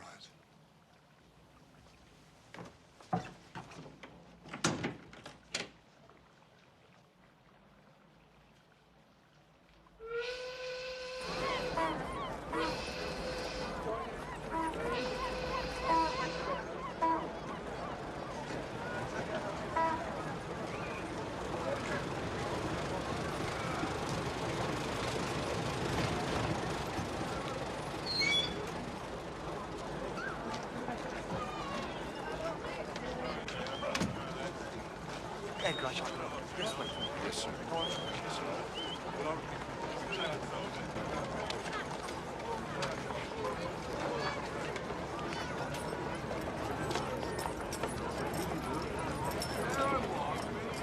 Good afternoon. Oh, yes, Come to see a passenger off. Alex Scudder. The Scudders. Yes, I believe they're up there, sir. Right, thank you. Thank you very much, sir. Plenty of time yet. Oh, you won't be late if Alex says the thing he means it. He can be late if he likes. I can manage without him, but he needn't expect me to help him anymore. Mr. Scudder?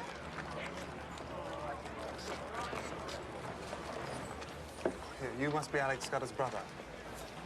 I've come to see him off. Alec ain't aboard yet, but his kit is. Interested to see his kit? No, don't worry. I'll just wait with you, if I may. My name's Maurice Hall.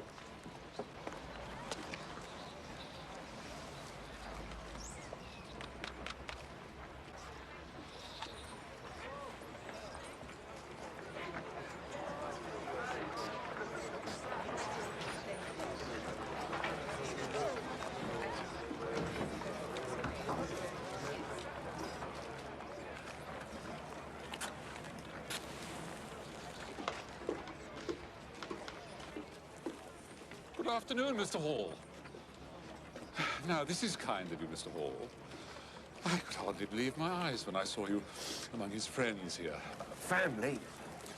My parents, and I'm his brother, Frederick Scudder, purveyor of Viand at your service. I am Mr. Berenius. Alec is one of my parishioners. I've come to give him a letter of introduction to an Anglican priest in Buenos Aires in the hopes that he will be confirmed after landing. Very kind of you, sir, I'm sure.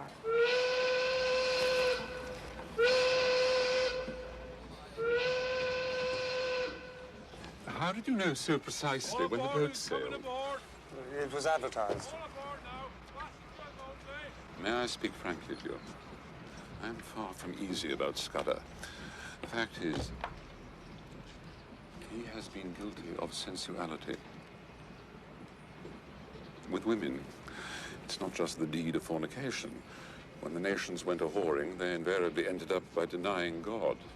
Until all sexual irregularities, and not some of them, are penal, the Church will never again reconquer England. I have reason to believe Scudder spent Tuesday night in London fornicating. I'm telling you all this because of your charitable interest in him. But surely he wouldn't have missed his train. But they wouldn't leave without him. Speaking train. Gentlemen, gentlemen,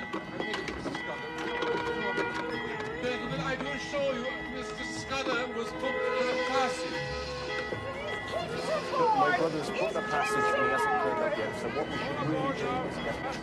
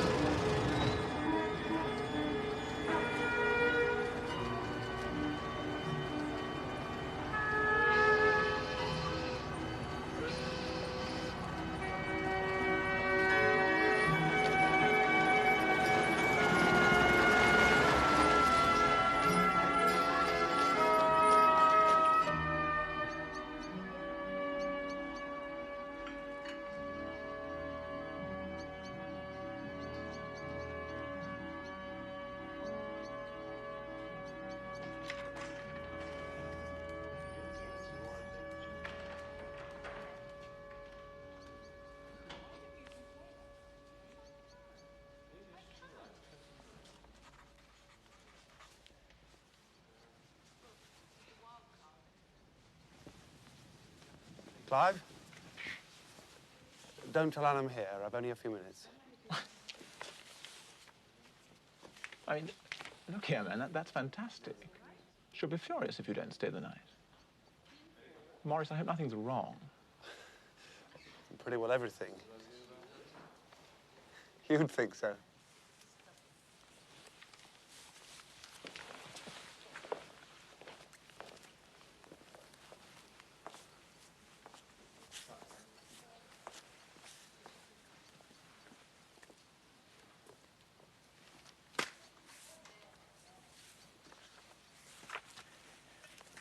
Very well. I'm at your service. My advice, though, is to sleep here tonight and ask Anne in the morning. Where a woman is in question, it's always better to ask another woman, particularly if she has Anne's almost uncanny insight. I'm not here to see Anne. Or you, Clive. It's miles worse for you. I'm in love with Alex Scudder.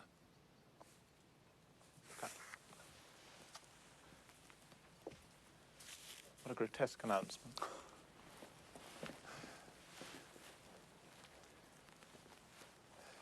Most grotesque. But I felt I ought to tell you. Maurice, we did everything we could when you and I thrashed out the subject. When you brought yourself to kiss my hand. Don't allude to that.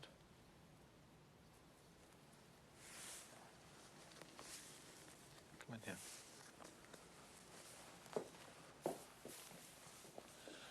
I'm more sorry for you than I can possibly say. And I do beg you to resist the return of this obsession. I don't need advice. I'm flesh and blood, Clive, if you'll condescend to such low things. I've shared with Alec. Shared what? Everything. Alex slept with me in the russet room when you and Anne were away. Oh, good God. Also in town. The sole excuse for any relationship between two men is that it remained purely platonic. Surely we agreed that. I don't know. I've come to tell you what I did. Well, Alec Scudder is in point of fact no longer in my service. In fact, he's no longer in England. He sailed for Buenos Aires this very day. He didn't. He sacrificed his career for my sake. Without a guarantee. I don't know whether that's platonic of him or not. But it's what he did. Scudder missed his boat? Maurice, you're going mad. May I ask if you intend to pursue... No, you may not ask. I'll tell you everything up to this minute, not a word beyond.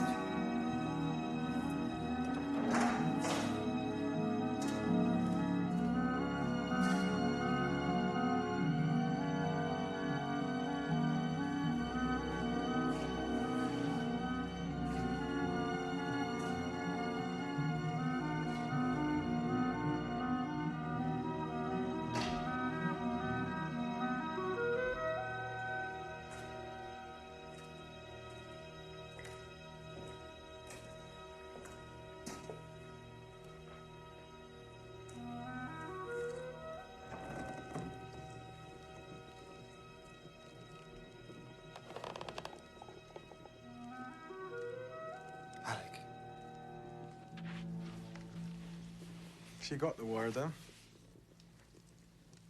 What wire? The wire I sent to your house. Telling you... Oh, sorry. I'm a bit tired, what with one thing and another. Like, telling you to come here to the boathouse Pendersley without fail.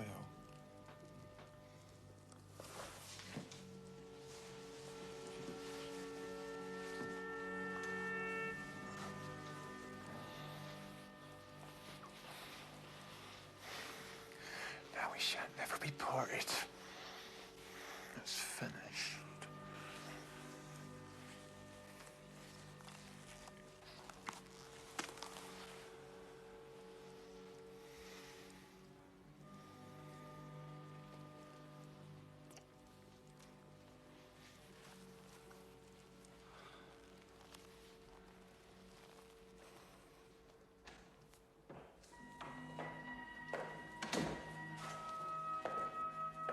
Will that be all, sir?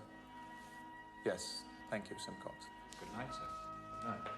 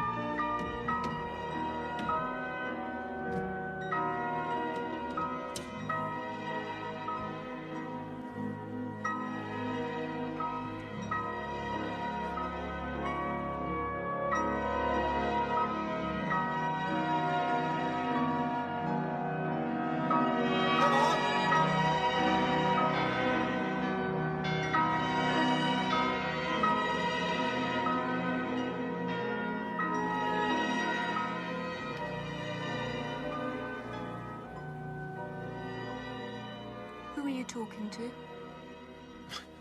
No one. No one. I was just trying out a speech.